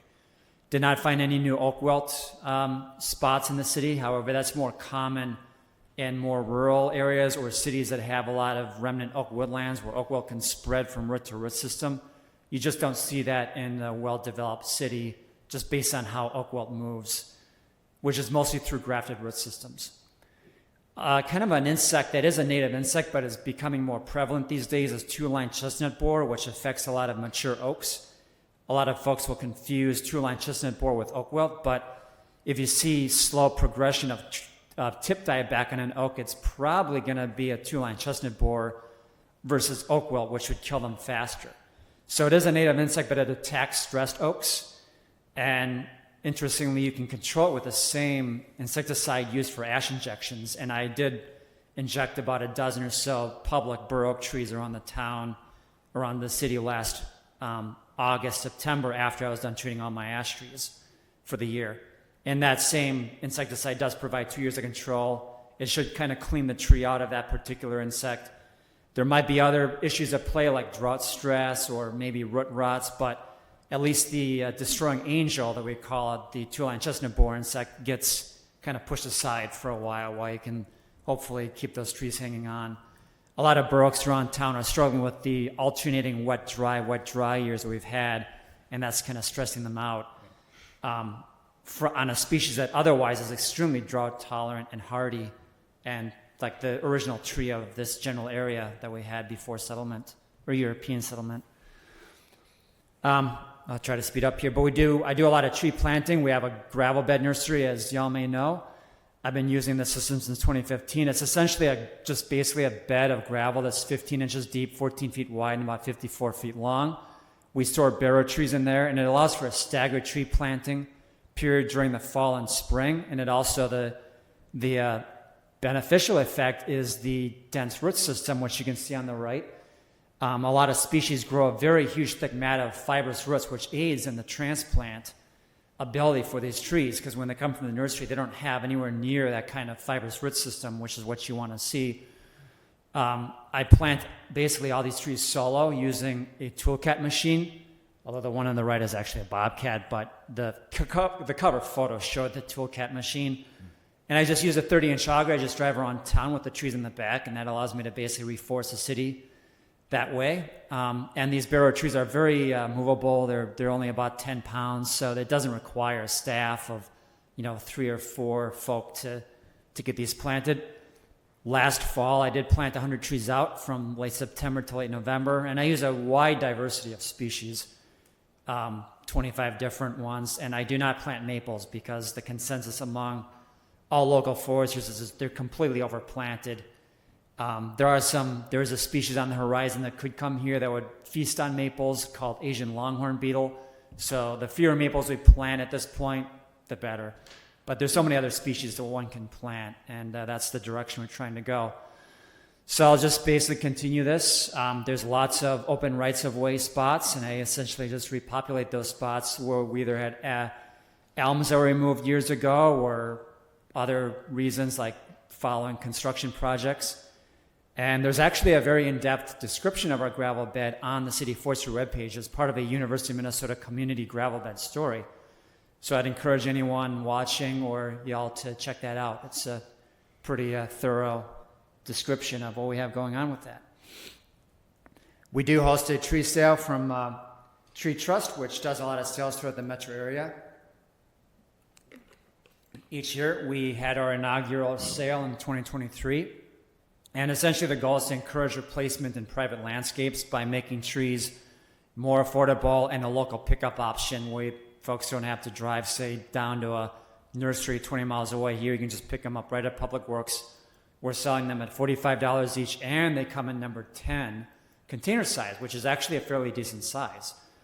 We sold 96 trees last year. And over the last 2 years, 246 trees have made their way into private landscapes through this sale with being hosted by Tree Trust. And, the information is on the Forestry webpage, and the pickup, you can still order trees. The pickup will be you can pick them up either on the 1st or the 3rd of May this year. The photos on the right shows the staging at Public Works, and then the one on the bottom, that was a special staging, I believe, at the Hy-Vee parking lot in the fall of 2023. And you get a bag of mulch as well for the new tree if you order one. And they have 9 different species available. We do some tree spading on occasion out of construction sites. Last year we only spaded one out, but we only really reconstructed 41st Avenue.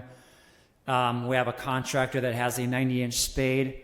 It's a pretty awesome machine that can essentially just pluck trees right out and move them. In this case, we moved it a couple blocks away. And usually we spit out 1 to 6 smaller trees each year depending on the construction plans and what we have going on.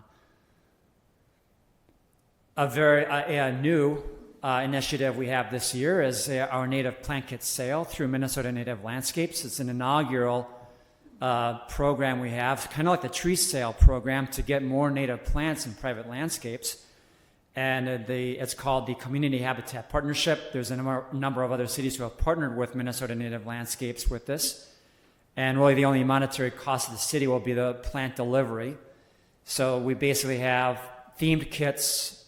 Each kit has 36 plants with 6 different species. And some of those themes, the 6 that we're electing to make available, are the backyard prairie, which essentially is your classic sunny prairie site. Short and tidy, say if you wanted to plant in the boulevard within the engineering constraints. Part shade if you have, say, a tree and you want to get some native plants other than turf grass growing. Rain garden if you have a low spot in your yard. Shoreline stabilization, of course, if you live like on a lake or a creek, Crystal or Lower Twin or Ryan. And then, of course, we have a prairie grass kit, which is great for augmenting existing plantings where you have a lot of flowers already, because prairie grasses are very important to pollinators as well. They're not showy, but they are often overlooked and their importance. So M&L staff assembles each of these kits based on the best looking plants the week of delivery, which is going to be in the middle part of May. And, again, would provide a local pickup option, which is very not so common for native plants unless you live like way out in Scandia or Hastings or Otsego, where we have native plant nurseries. Here you just pick them up right in the city. So that's why I think it's kind of a unique program.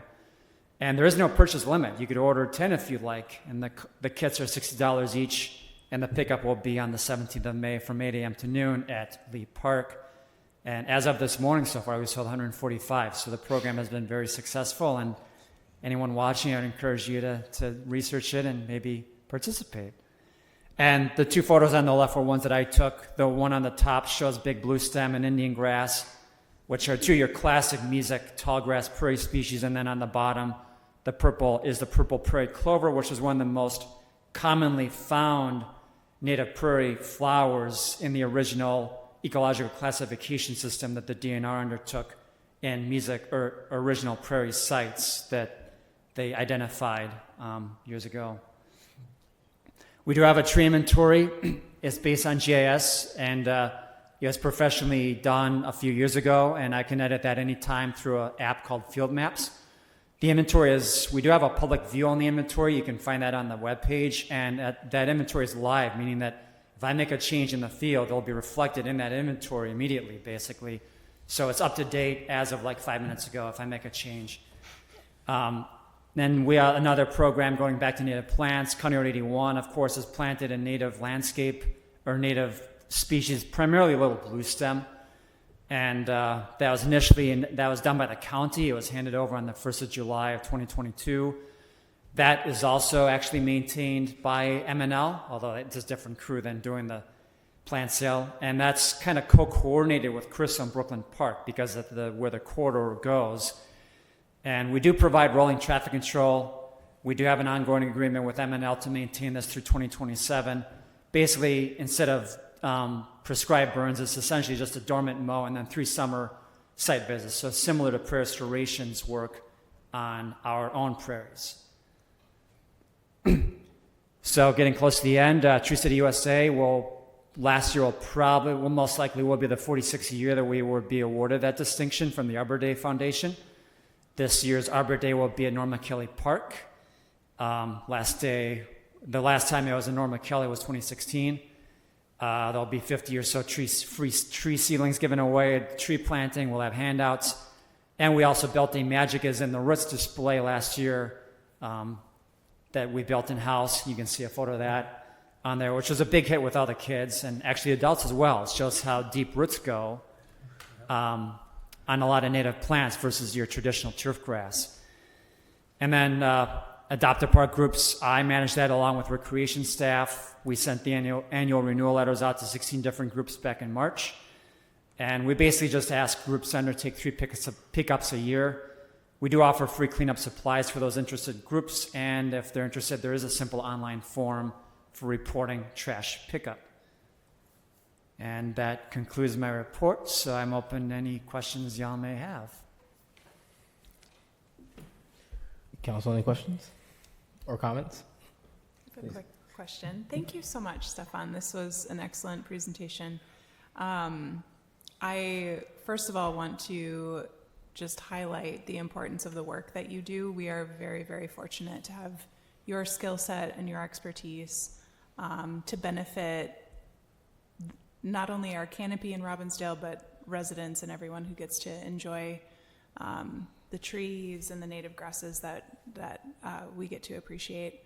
I did have a specific question for the native plant sale. Can you say a little bit more about what is included in a kit, and then also like how much square footage would a single kit cover for a resident? Okay.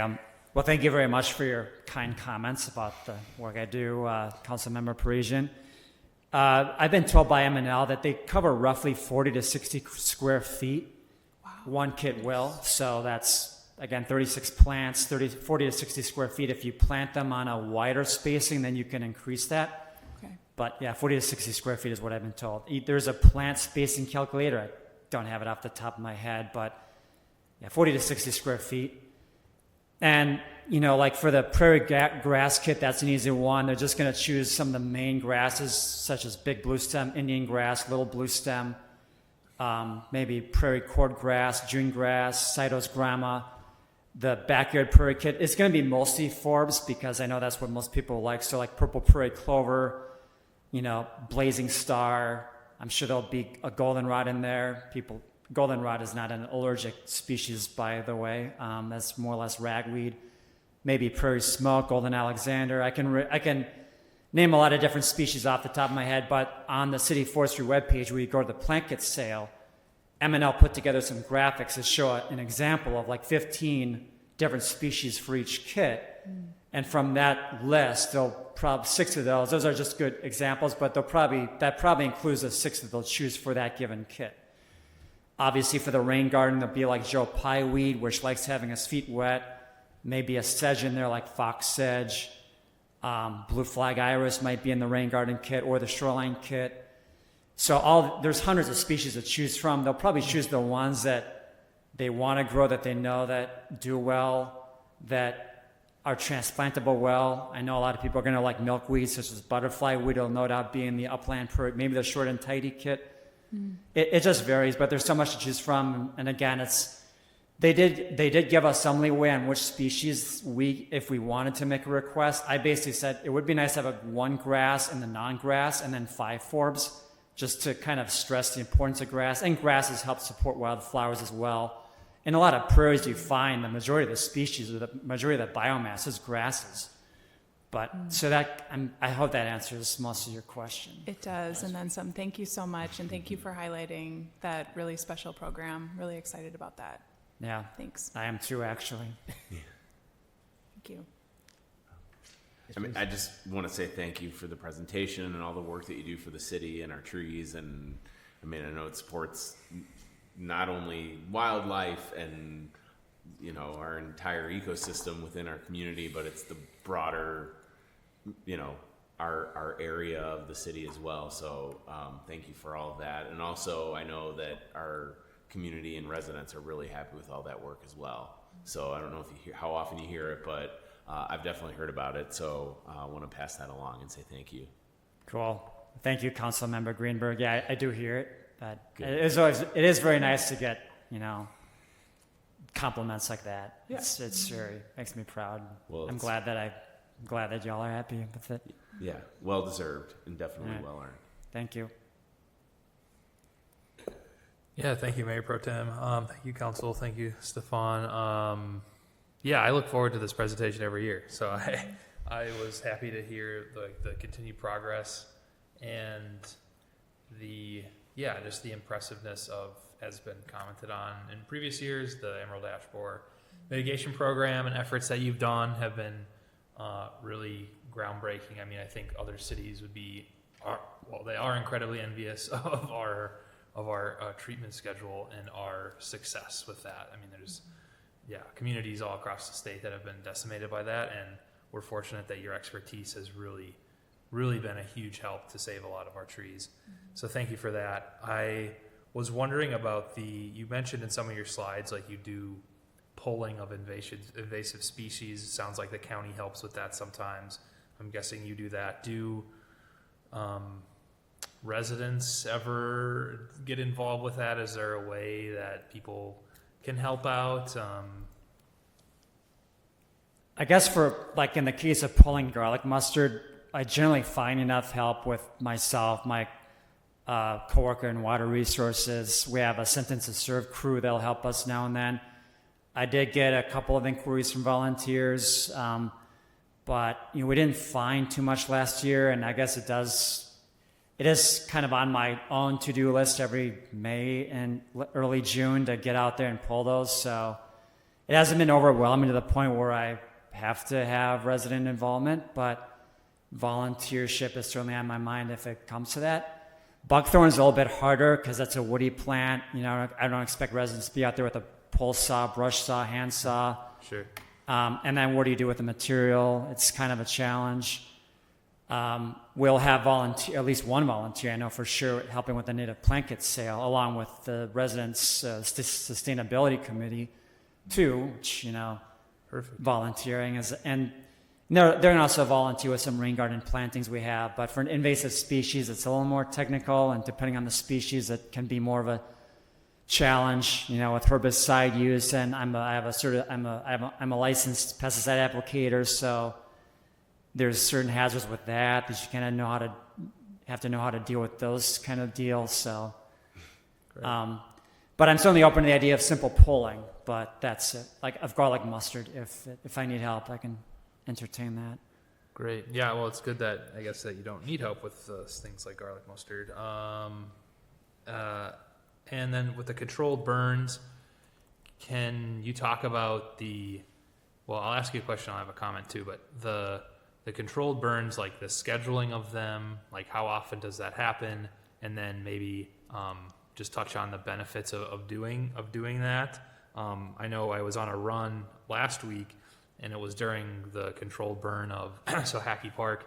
And while, there's smoke and everything, but I was really impressed that the way they control the smoke and the fire, they use fans that kind of like billows it up into a straight up column, so it's not flooding the entire surrounding area with smoke, or as much as there maybe normally would be. So kudos to them and to you for managing a successful controlled burn already. But yeah, then to my questions, that'd be great. Thank you. So for the rain gardens, we burn them every year. There's a rain garden at Public Works, City Hall, Lilac Drive, Abbott Beard 41st Avenue, the South LVT parking lot, and then Lakeview Elementary School. Those are the 6 rain gardens we have. We might be adding to that list in the future as we plant more of them. And so again, every year those are all burns. And then the parks, though, Prairie Restoration wanted us to get on. You don't want to burn every year because there's evidence about how there are insect pollinator larvae that hang out in a lot of those old stems. And by burning, you're kind of favoring grass a little bit more. And plus, it does cost a lot more to burn than to do a dormant mow. So a burn is going to be closer to $1,000 or so, whereas a dormant mow is just a fraction of that. And the way they wanted to structure this would be to have all the burns for the parks all on the same schedule. And that worked out beautifully last week because they basically did the entire city repertoire of park prairies in one day because when the weather was fine for that. So like this year we did all the burns, and they're probably next 2 years will be dormant mows, and then probably again in 2028 we'll be back to burning all the parks. Unless, Humphrey Park has a lot of thatch, that might be a little bit more frequent, and that's dominated by big blue stem anyway, which loves to be burned. So it's kind of a matter of cost, a matter of pollinator habitat, balancing that with an ecosystem that loves to be burned, but historically it wasn't burnt all the time. There's evidence that the indigenous would set fires to maybe increase herbivore habitat, not so much to get better flowers or grass. So it didn't always burn every year either, because back then there was just millions of acres of prairie that we used to have that we don't have anymore. So we're kind of balancing several different things. That's kind of how we go about it. Great. We used to kind of burn parks on a very staggered way, so it was hard to keep track of which park is this year versus the next. It's like, well, this year Sohaki is a burn, but the same year Humphrey would be a dormant mow. I think both for practicality, prayer restorations want to keep everything like on one year for all the burns. And then again, we're going to do the rain gardens every year, but the parks are a different matter. And that requires a little bit more equipment like gators with the water tanks. I mean, we had 5 crew members at Sohaki when we were burning that, and that was a challenging site versus a rain garden that's generally contained with natural fire breaks, i.e. pavement or curb that we have. Great. Thank you. Very thorough. Yeah, they were. We watched them at Sohaki. They know what they're doing. They're very, they know their craft. Any other council? And I'll just briefly echo the sentiments of my council members as well. Stefan, I've always heard great things about the work you do, and thank you once again for the thorough and intentional report out of what's been happening and what's coming to our community as well too. And just another quick plug. Website that we have is amazing. It's a great resource. So if you have any questions about forestry or what's happening as well too, please definitely refer to that as another resource as well too. So thank you so much for your presentation today. Thank you, Councilmember Blackledge. Thank you. Thank you. Thank you. Thank you. All right, moving on to item B. We're going to talk about stormwater pollution prevention plan and the annual report.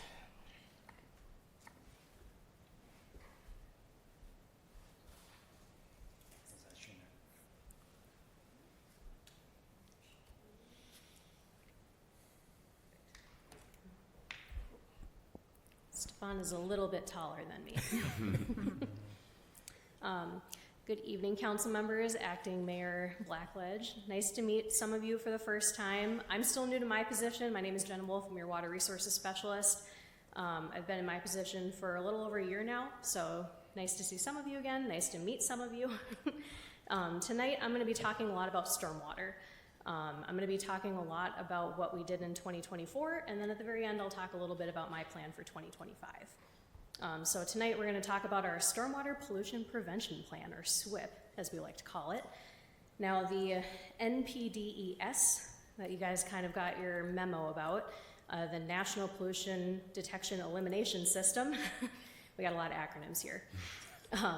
So this NPDES permit is basically saying that we need you to protect your stormwater. We need you to protect your water resources. So what better way to start things off by asking a fun question? Does that work? Where does water go when it rains? Seemingly simple question, but if you think about it, you know, water should, when it falls to the ground, it should be soaking into the ground, correct? You know, it falls into the grass, goes into the ground, helps the plants grow. But what about those surfaces that are impervious, like our sidewalks, our parking lots, our roofs? You know, where does that water go? Well, it enters into our storm sewer system, which then goes to our lakes and ponds and streams. Most of it is untreated. There's a common misconception that our storm sewer system goes somewhere like our water treatment plant and it gets treated before going over to our lakes. That's not the case.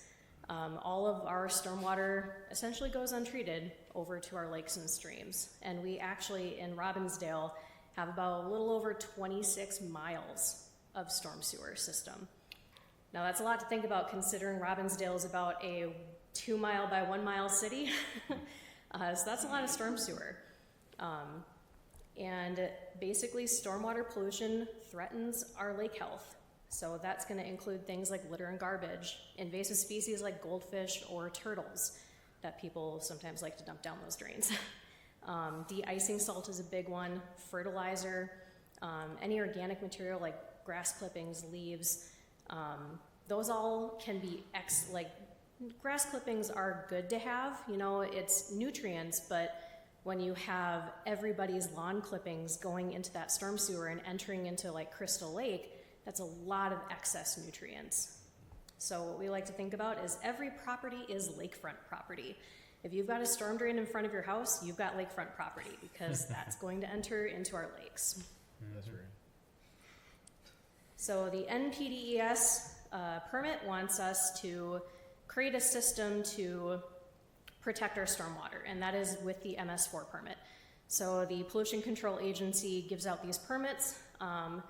Currently, we are in our 2020 permit. We should be coming out with a 2025 permit sometime soon. They do like to update these things as technology grows.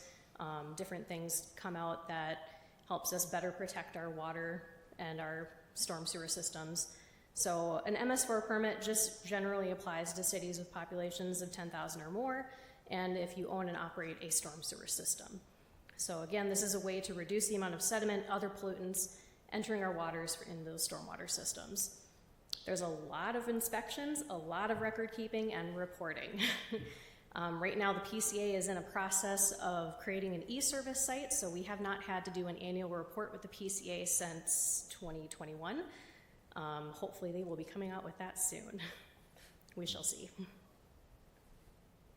Now, part of a SWIP within our MS4 permit, now these are our kind of guidelines to protecting those storm sewers and protecting our lakes and streams. So we have 6 different kind of measurements or measures that we have. So I'll go into details for each of them, but we have public education and outreach, public participation, illicit discharge detection and elimination, construction site stormwater runoff control, post-construction stormwater management, and then pollution prevention and good housekeeping. So the first one, public education outreach. This is going to be like your more passive education. So it's going to be those spring and fall city newsletters, our posts on social media. We do utility bill news inserts, and then some posters that we have around City Hall. We do partner with the West Metro Water Alliance. They're a great resource for cities. We utilize them all the time. They have these amazing education pamphlets. There's someone that sends out media kits that we utilize all the time. So someone puts in a lot of effort to help us spread this education to our residents. These are just some prime examples of pet waste and water pollution, and then snow and ice care. And then, of course, our Facebook posts and social media posts generate quite a lot of interest within the city, we found out, particularly with the carp removals, apparently. If you could see there, we had 2.2 thousand likes and about 400 comments on just one of the carp posts. Carp removal is super fun. I used to work for a company that removed carp, so I was excited to come back into it and remove carp. It's a huge problem. All carp are invasive in North America, incredibly invasive. So I'm really excited that we get to do work to help our ecosystems out within the lakes. And then I was really excited. I found on the picture on the right is maybe one that didn't generate as much likes as our carp, but it is a super cool creature called a bryozoan. I found this at the entrance to Ryan Creek, right at where Lower Twin and Ryan Creek meet. That blob is actually thousands and thousands of tiny microscopic animals, not plants, these are animals. They're filter feeders, and they're a really good indicator of good water quality. So I was really stoked to find this on Ryan Creek. And hopefully I'll continue to find it. Now, the second measure, public participation, this is going to be my more active education, so that's going to community events, the Lake Association meeting presentations, the flock plant tours, which are coming back in 2025. So just a few of those, like our Arbor Day events, anytime where I'm actively engaging with the community, we would consider that public participation. So I thoroughly enjoyed the Chamber of Commerce meet and greet event. That was the first time I think we had a water resources table. So I had a lot of really fun giveaway items for people. Everyone absolutely loved that Magic in the Roots display. I thoroughly enjoyed making it, so excited to have that back. I gave out some lead-free tackle to residents. I actually ran out of the amount that Get the Lead Out campaign gave me that evening. So happy to see that. And then also the Arbor Day event. Again, we had the roots display. I had some stuff talking about our adopted drain. I know our Mayor Brad Sutton, he actually adopted a drain right in front of his house, so I want to put that plug in there. Adopt a drain is really great. It helps keep leaf litter and everything out of our storm drains. And I was a little bit chillier of a Arbor Day, so fingers crossed we have a better weather this year. Now, illicit discharge detection and elimination. Illicit discharge is defined as any material entering into the storm sewer other than stormwater. So that's going to be your sediment, your excess nutrients like your fertilizer, your grass clippings, petroleum products, animal waste, toxic chemicals, debris, trash, and litter. And it's not always like that top right picture of some nefarious person dumping some weird chemical down a storm drain. A lot of times it's like the bottom one where it's, you know, trash and, you know, a paint can spilled off of somebody's truck and now it's going towards the storm drain. Or a lot of times I deal with oil leaking from cars. So what we do is we locate, investigate, eliminate local sources. I am a one-woman crew, so thankfully we have a lot of city staff that are trained, and we train our city staff that if they see something, they know who to call. If they don't quite think that, if it looks a little weird, they know who to call, which is most of the time me. But because we have more eyes out there, the more we can find. So a lot of times it's city staff that are calling me saying, hey, I just drove by this spot. You know, I thought I saw some gas leaking or oil leaking from a car. Can you come check it out? And we even take, we use the, when residents can put in their complaints, I look at that too. If residents complain about, you know, gas leaking or oil leaking from a car, or if they're saying they found grass clippings that their neighbor blew into the street, I go investigate that as well, so I keep a very close eye on that too. A quick example, this is a more unique example. I don't think many cities can say they've had this happen. And not many people know this actually happened. So on July 28th at about 12 in the morning, 12:30 in the morning, the helipad at North Memorial Hospital, their fire extinguisher on top of the helipad went off. It was a malfunction, so there was no fire on top of the helipad, but it was a malfunction. And thankfully, our city staff, so our public works department, a lot of them are on our fire department. And thanks to the quick actions of North Memorial staff, our fire department, and then the police department, they were able to get this cleaned up very quickly. It did enter the storm sewer system, but it did not go further than that. So thankfully, North Memorial was able to get a contractor out right away. They were able to clean everything up because all of that just stuck where it went. It was a very weird, like jello, foamy type of material, so it didn't really have anywhere to go, thankfully.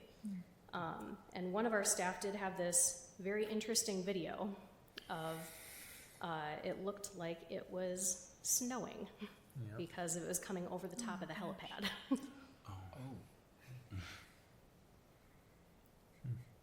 But this is a big reason why we train our city staff, so that they know how to respond to this right away, so that they don't have to call me at 12:30 in the morning and say, hey, can you come investigate this? They know what to do. They know to call the PCA, they know who to get in contact with to start doing some mitigation. So, very unique situation. Not many cities can say they've had this happen. Another big one, next measure is construction site stormwater runoff control.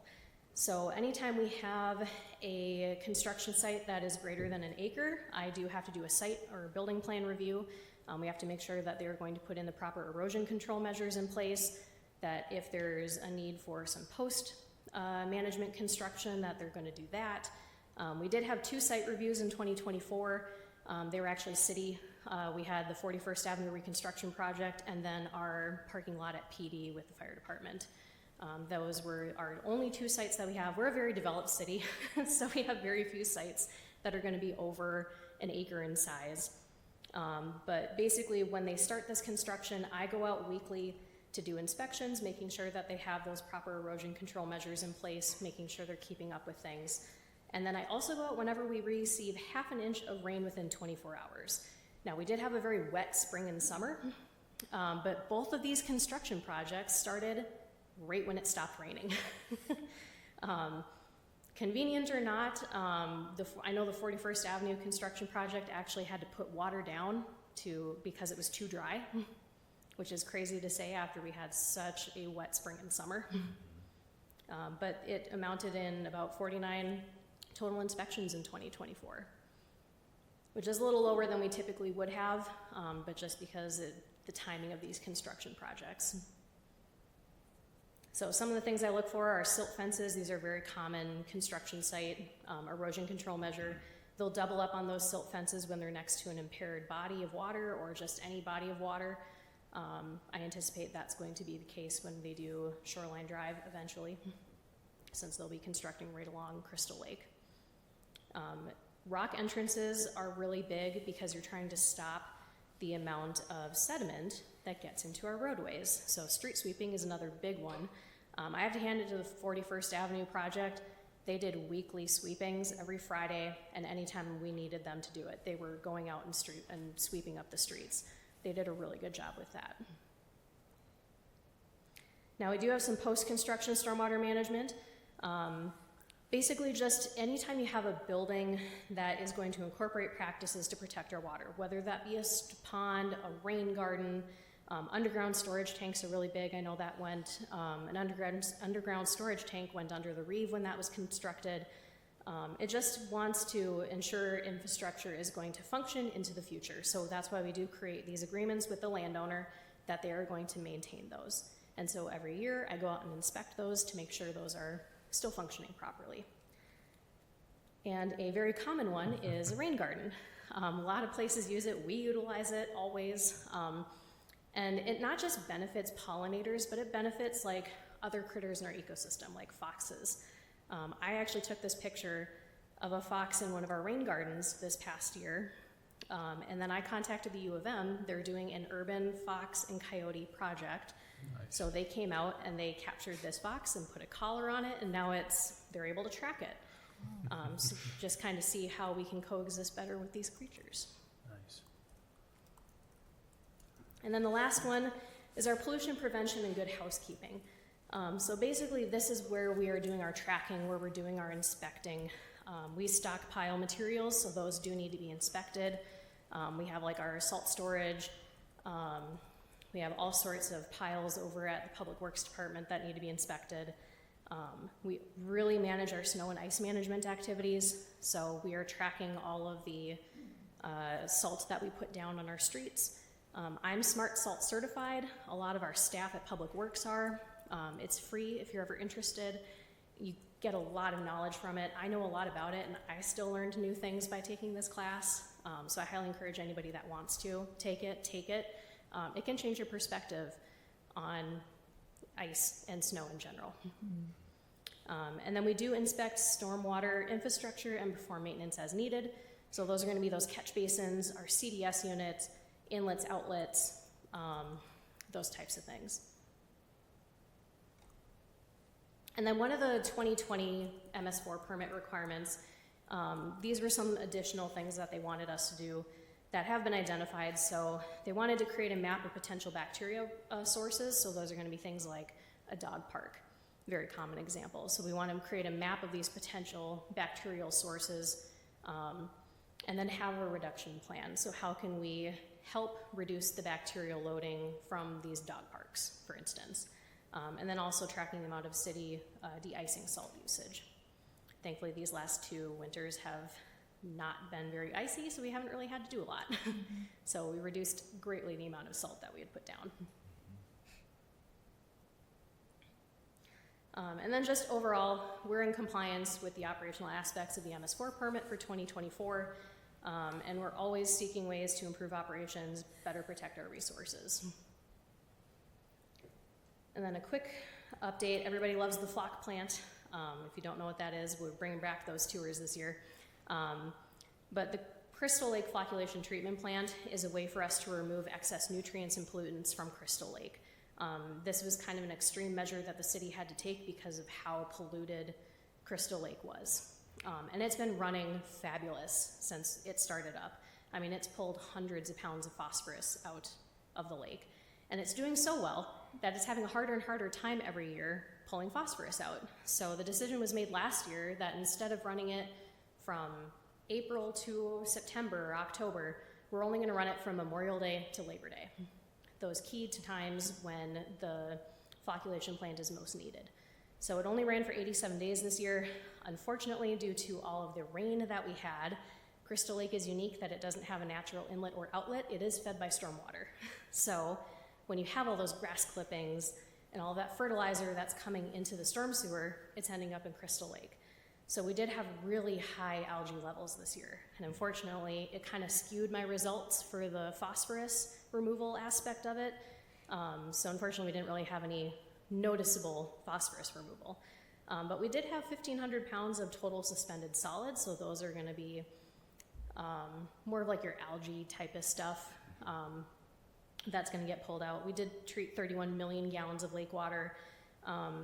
We used 3,800 gallons of the aluminum sulfate chemical, so that's the chemical that binds to the phosphorus and other pollutants, and then the clean water goes back into the lake. So we used a significantly less amount of that chemical, just because we weren't running it nearly as long. And then some of the plans I have for 2025. Again, we are going to run the flock plant from Memorial Day to Labor Day again this year.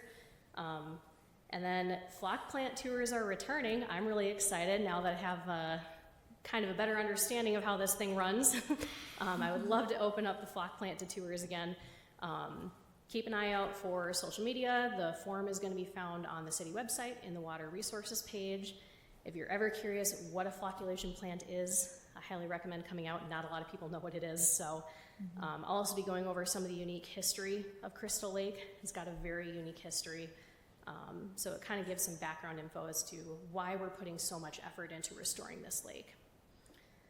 There is more carp removal scheduled for Crystal Lake, so the Shingle Creek watershed, based on some grant money that they have, they're going to do another round of carp removal, so hopefully we can get more carp removed. And then in the fall, they're going to try to do a survey to see where our population is at and if we need to do more removal efforts or if we can kind of back off for a little while. I am planning on doing an algae control in Crystal Lake, so I just got a permit for an algicide, very common algicide used to control algae. I'm hoping that this will help a little bit with some of those algae blooms that we can get during the summer.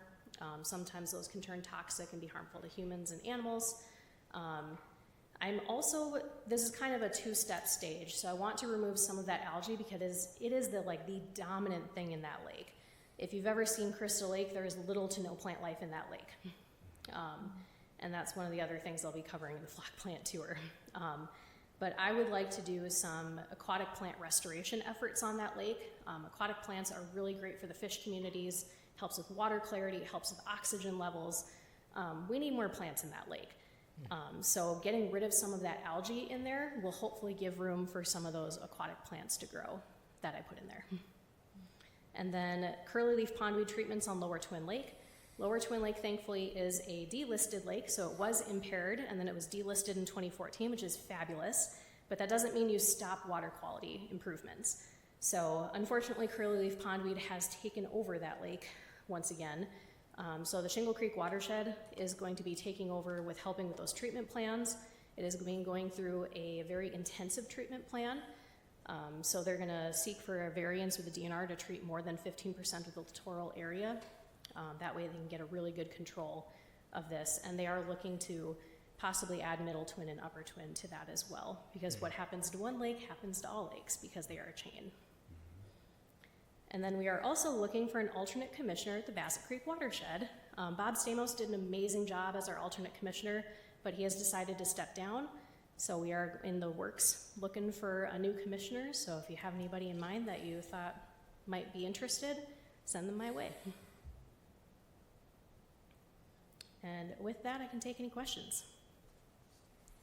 Thank you. Council, any questions?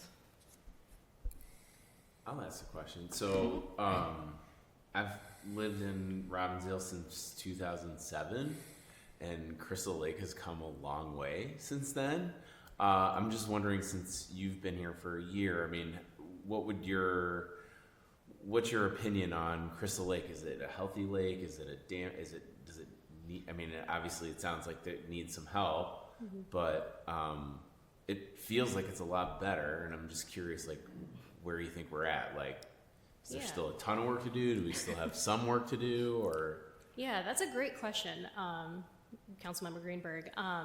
My impression of this lake, just from learning the history behind it, I think this lake is a work in progress. I think it can definitely get there. There's going to always be these challenges. So unfortunately, we are always going to be needing this flocculation treatment plant just because of the nature of the lake. It is always going to be getting runoff from that stormwater since it doesn't have like a natural spring. It doesn't connect to a creek. We have to pump water out when it gets too high. So there's always going to be those challenges. But I think from what I've heard from residents, it has vastly improved in the last 10 years, basically since that treatment plant was put on the lake. I think it attests a lot to the work that has been done. The quality of life of that lake, I think, has greatly improved. Just my observations when I was doing the carp removal, I couldn't count the number of great blue herons that I kept seeing. Like, it was crazy how many that I was seeing. I was amazed to see a softshell turtle basking in the sun on a log. Those guys can be kind of an indicator species. They're kind of like a keystone species on how the quality of a lake or a water body can be, since they are more sensitive to some of those pollutants. So I was really excited to see that. There's still a lot of work to be done.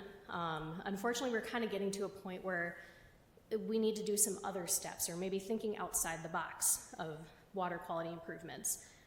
Because that flocculation treatment plant is doing as much as it can, that's why I'm looking to restore plant life on the lake, because that's a different way of improving water quality that may have not been thought of before. Great, thank you. Can I ask one more question? No more. Thank you. One other thing that wasn't specifically called out, you were talking about runoff and stormwater going into the lakes from our community, but I've also heard that maybe other communities, like Minneapolis, some of their runoff comes in. Is that also accurate, that it's not just Robbinsdale that's going into our lakes, but there are other neighboring communities that impact our lakes? Yes, that would be correct. Okay. So for instance, on Crystal Lake, there is a very large pipe that comes from Minneapolis. They are allowed to pump as much water as they want into our lake. So we are actively working with the city of Minneapolis to see what can be done about maybe reducing the rate of the water coming in during storm events, and then trying to put in like some sort of pre-treatment before it comes into our lake. I have had residents tell me that there's a lot of trash that comes out of that pipe, so we're actively working with the city of Minneapolis, trying to come to some sort of agreement about how they can help us. So. Yeah, thank you. That was going to be my next question, so that's excellent. And I'm glad that we're working with them to try to sort some of those things out. And lastly, I'll just say thank you so much for the presentation and the work that you're doing. This is amazing, and our lakes and watershed need it. So really appreciate all you're doing. Thanks. Yeah. Thank you, Mayor Pro Tem. Thank you so much, Jenna. This was really, really excellent. I do have a question about the carp removal. In one of the slides, we could see like how many carp were removed year over year. Do you anticipate having to remove more or less compared to last year? And that's also tied to a question, is like the amount of carp you remove, does that reduce the amount of carp that could potentially exist in the following years? Like, if you're seeing a downtrend, is that a positive result of the removal process? Yeah, typically that is correct. So when you have removal efforts and you get a lot the first year and the second year, and then it slowly starts to diminish, most of the time that means that you are reducing that population. Carp are really good at reproducing though. So many water bodies have issues that you can remove a lot of carp, but they're reproducing just as fast. But what we have discovered, so when they first started doing the carp removals, they took a few of the carp and did some aging. So you can look at a little ear bone in the carp and age them kind of like you would the stump of a tree. So they were able to get some age structures figured out. And they found out they're not recruiting very well in Crystal Lake, which is a great thing because we don't want them recruiting, we don't want them reproducing. So they're really two main age classes. At first I was a little concerned because a lot of the carp were the same size, and sometimes that can indicate that they've reached like a carrying capacity where they're so competing with each other for food that they're all staying the same size, or they're all part of the same age class. Like there's a lot of unknowns there, but having the age structures and having that data behind it to see that, it's really promising that we are reducing their population to a point where they're having a hard time keeping up. And a lot of times there have been studies that came out that found bluegill love eating carp eggs. So the native fish population, once you reach to a certain threshold, so they call this the point of ecological damage. And studies have found that when you hit about 100 acres or 100 pounds per acre, that's when you hit that ecological damage threshold. So if you can get it below, the fish population below that 100 pounds per acre, then the native fish population can start doing their own active management. So Amazing. that's also another reason why I want to get plant life established in the lake, more plant life established, just because those bluegill really respond, and like perch and all of that, those native game fish really respond to plant life. Could I ask a follow-up question? So when you're describing the process of getting more plant life into the lake, can you talk a little bit more about what that entails and maybe any barriers that are in your way of doing more of that work? That's a great question. There's not a lot of research that's been done on transplanting aquatic life or aquatic plant life. There's research being done, but not a lot coming out with conclusive evidence. So a lot of what I'm going to be doing is a lot of trial and error. So I'll be getting a permit from the DNR to go to a different lake that's uninfested, gather some plants in a cooler or a couple coolers, and then coming back to the lake and dumping it as a way to try to get plant life established. There's other research opportunities that have been going on in other lakes that have been trying to do, where they get plant life and then they have burlap where they interlace and then they stake them down with rebar in the shorelines, in the water, to try to get them to seed into the ground and root into the ground. Unfortunately, there's not a lot of research that's been done, so it's a lot of cities, a lot of watersheds, a lot of organizations are just kind of taking it upon themselves to try it. There's no harm in trying it, so I'm all for trying new things if we can get some plant life in there. Wonderful, thank you. And please do let us know how the results fare over the next year, maybe in next year's presentation. You can fill us in on how that research and trial and error goes. Wishing good luck, fingers crossed. Thank you. Thank you. Councilman Wagner, anything? Just thank you for being here, staying later, and all the work that you've been doing the last year. I'm glad you're enjoying it, especially the community outreach activities. I think that's something that all residents, including myself, appreciate. And just people like to know what's going on with their city, and they like to be able to do it on a nice day downtown. So. Yes, and I'll echo the sentiments. Thank you so much for this presentation. I think I'll say this very clearly as well too. I feel like our staff and our team does a fantastic job of providing information to the city, to the council, and I really appreciate that. So as I think about ways in which I can continue to be more mindful as well too, and remind my neighbors, I'll be doing that. So I do have one question, and this might be an offline question as well too, so you can correct me. As far as the carp removal, what would it look like to get down that process and be there for that? Is that a possibility? I should ask that. I can say that if members are interested, I can let them know. We, for specific reasons, try not to advertise when we do it. Some people, I see it as a way of removing an invasive species. Some people have different views when they see large amounts of animals or fish coming out of an environment. I'm always happy to answer questions. I thoroughly enjoyed the carp removal. I love talking about it. It's a super important topic. But if members of the community want to come out and see it, I can definitely let them know. I always take it as an education opportunity in the moment while we're removing carp. This is why we're doing it, why it's important. And even though it may not look how you think it should look, this is the reasoning why. So I'm always happy to let folks know if they want to come Awesome. Well, thank you so much for being here tonight and staying this late for us. We really appreciate it. out. Thank you. Thanks, Joe. All right, awesome. Well, moving on in the agenda, we move to old business as public hearings were already completed. Seeing none, we'll move on to other business.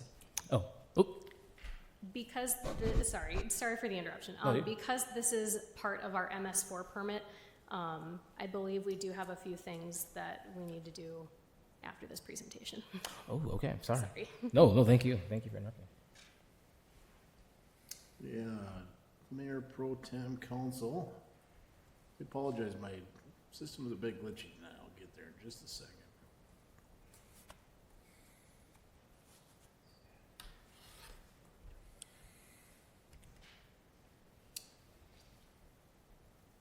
Oh, there we go. Yeah, as noted by Ms. Wolf, as a part of the MS4, there are certain both posting, information sharing, and then as part of this presentation, the public notification requires a few steps. You can see under recommendations of the memo here. It's one that you formally receive and note the annual report on the adopted SWIP compliance for the 2024 calendar year.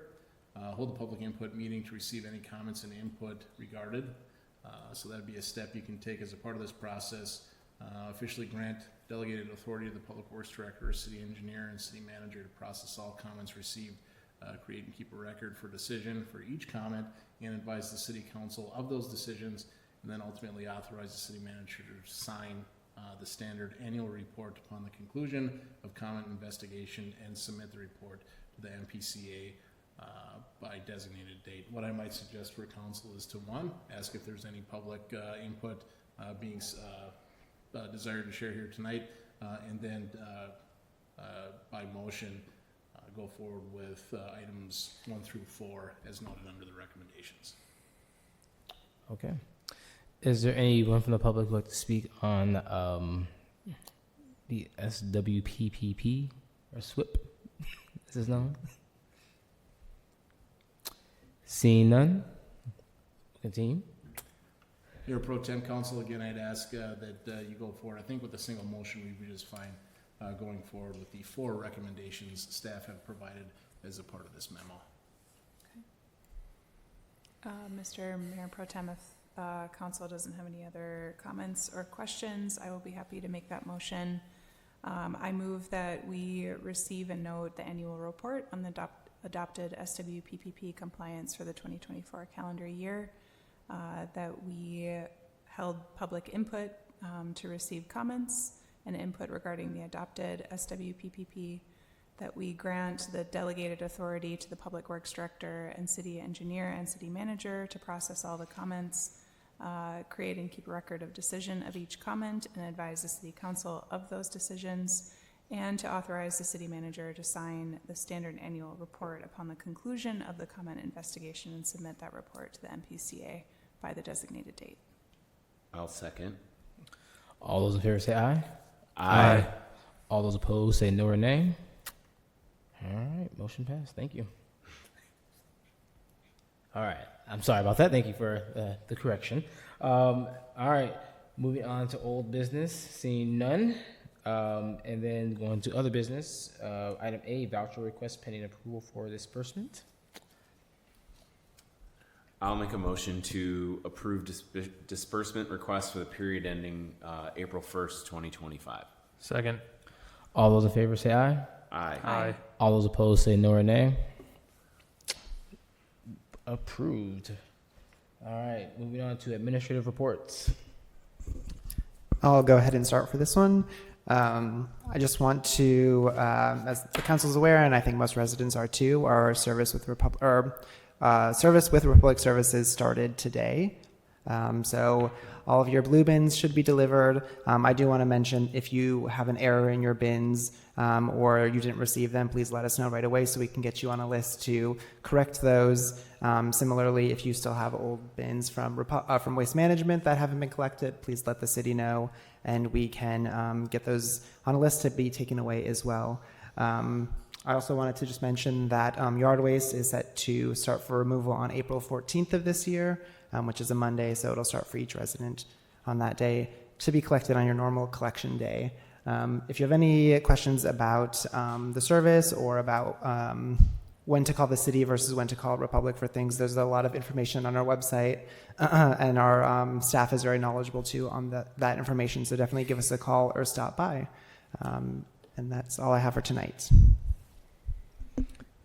Thank you. Mayor Pro Tem, Council, a few quick updates for me. First, I will start with an apology. I inadvertently cited wrong code number and subsection referring to the no wake language. The no lake language sits, as we discussed. I just cited the wrong numbers. We'll be sure to call that out during the second reading, get it in the memo, just for clarity and transparency's sake. A few other less serious items. I want to offer my thanks to council. I think what you saw here tonight with both Stefan and Jenna is a result of your support. What you guys continue to support by way of resources, fundings, efforts. It goes forward. This is a good result of that. Certainly, I offer my thanks to Stefan and Jenna for coming in. I think a good example of the hard continued work that just two of your many fantastic staff continue to do. In Stefan's case, whether it's diversification of the tree canopy in public spaces, some of the, I think, pretty cool cutting edge stuff with the rock bed up at Public Works, the literally thousands and thousands of dollars saved through the EAB. It's to be commended. Similarly with Jenna, some of the things that if we didn't have the position and we didn't have the candidate that we do in that position, we wouldn't have the success we do. So my thanks to council, my thanks to Stefan and Jenna for coming in tonight. I also want to share in a theme of thanks, those who attended the LRT Lowry Station open houses last week, had some good conversations with folks. Certainly those will continue as we go forward. As we get into, maybe tonight doesn't feel like it, but spring, summertime, some upcoming events, Extravaganza, Arbor Day, as was mentioned, bike rodeo, and then we've got a paper shredding event, a few others to come. We'll continue to promote those as we go forward. I want to offer my thanks to the clerk as he's shared the resources and time and effort, a project that he's taken a fantastic leadership role in, both himself and then a lot of staff here at City Hall, phone calls, emails, people in person, all very good conversations, mostly good conversations. They have resulted in greater understanding. But it's been, it's been a lot of resources. It's been a lot of time, and it detracts from other things that folks are needing to get done. So my thanks to those folks that are taking that on. And to segue that, I'd also like to thank the community. I think we've seen some success in our communication efforts. I call out social media in that sometimes there's questions to what's going on. We're seeing the community step up and respond to some of those things, and I think it's fantastic and very much appreciated. Want to share for council a couple quick updates for dates. Was up with the fire department for the business meeting last night. They're going to come in next week at the work session and talk about the apparatus committee and some upcoming budget requests. But while they're both FD and PD, typically at least every couple of years we try and get council up to see some of our facilities. Something we'll wait till it gets a little bit nicer out, but including that building, Public Works. As that theme continues, certainly if there's things council wants to see, please just let us know. And that's all I have this evening. Thank you. All right, Council General Communications. Let's start. Let's switch it up a little bit.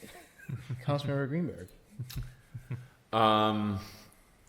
Again, thank you for all the presentations. It's like, beyond just, it's interesting. It does a lot for our community, and it just is really helpful that we're taking care of our ecosystem around us. So thank you for all of that and presenting that to us tonight and staying late. I did want to call out, yesterday was Transgender Day of Visibility. And so just within Robbinsdale, supporting our trans community, but also just bringing awareness to all of our marginalized community members and attention to that. So just wanted to call that out. So that's all for me. Thank you. Councilmember Parisian? Thank you. Thanks, Councilmember Greenberg. That's very well said. I share those sentiments as well. Also share my thanks for the presentations tonight and for staying later than anticipated. And I don't have anything else for this evening, so thank you. Thank you.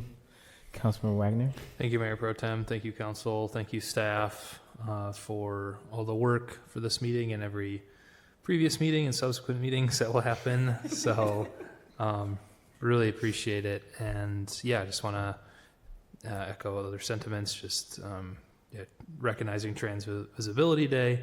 You know, I feel like we've tried to really make an effort to make Robbinsdale welcoming and inclusive for everybody, no matter who you are. So you're welcome here and you are wanted here. So, and also, you know, anybody that celebrated Ramadan, the Eid was on Sunday, I believe, the second one. So happy Eid to those who celebrate, and hopefully your Ramadan was peaceful and fulfilling. And then I think, so, and then just a technical note, I think throughout the meeting, and this is for staff, just the microphone feedback at certain moments was noticeable. So I don't know if we can just write that down to somebody check it out, but something I noticed and wanted to call out. But anyway, thanks for the great meeting. I'll echo all of the sentiments as well too. Like I said, I feel very confident and comfortable with the people who I appear with, that represent our community. And like I said, going back to the staff, it's greatly appreciate your time. I know there's a lot of things that go unnoticed, but they are not unnoticed as it results to how Robbinsdale continues to function and continues to move forward. So thank you for that. And as always, as we are continuing to transition into the months of spring and summer, make sure you say hi to your neighbors. It's important. Make sure people say hey. You can see each other, and yeah, just show respect. All right. That's all I have. I move to adjourn the meeting. Second. All those in favor say aye. Aye. All those opposed, so no or nay. All right, meeting adjourned.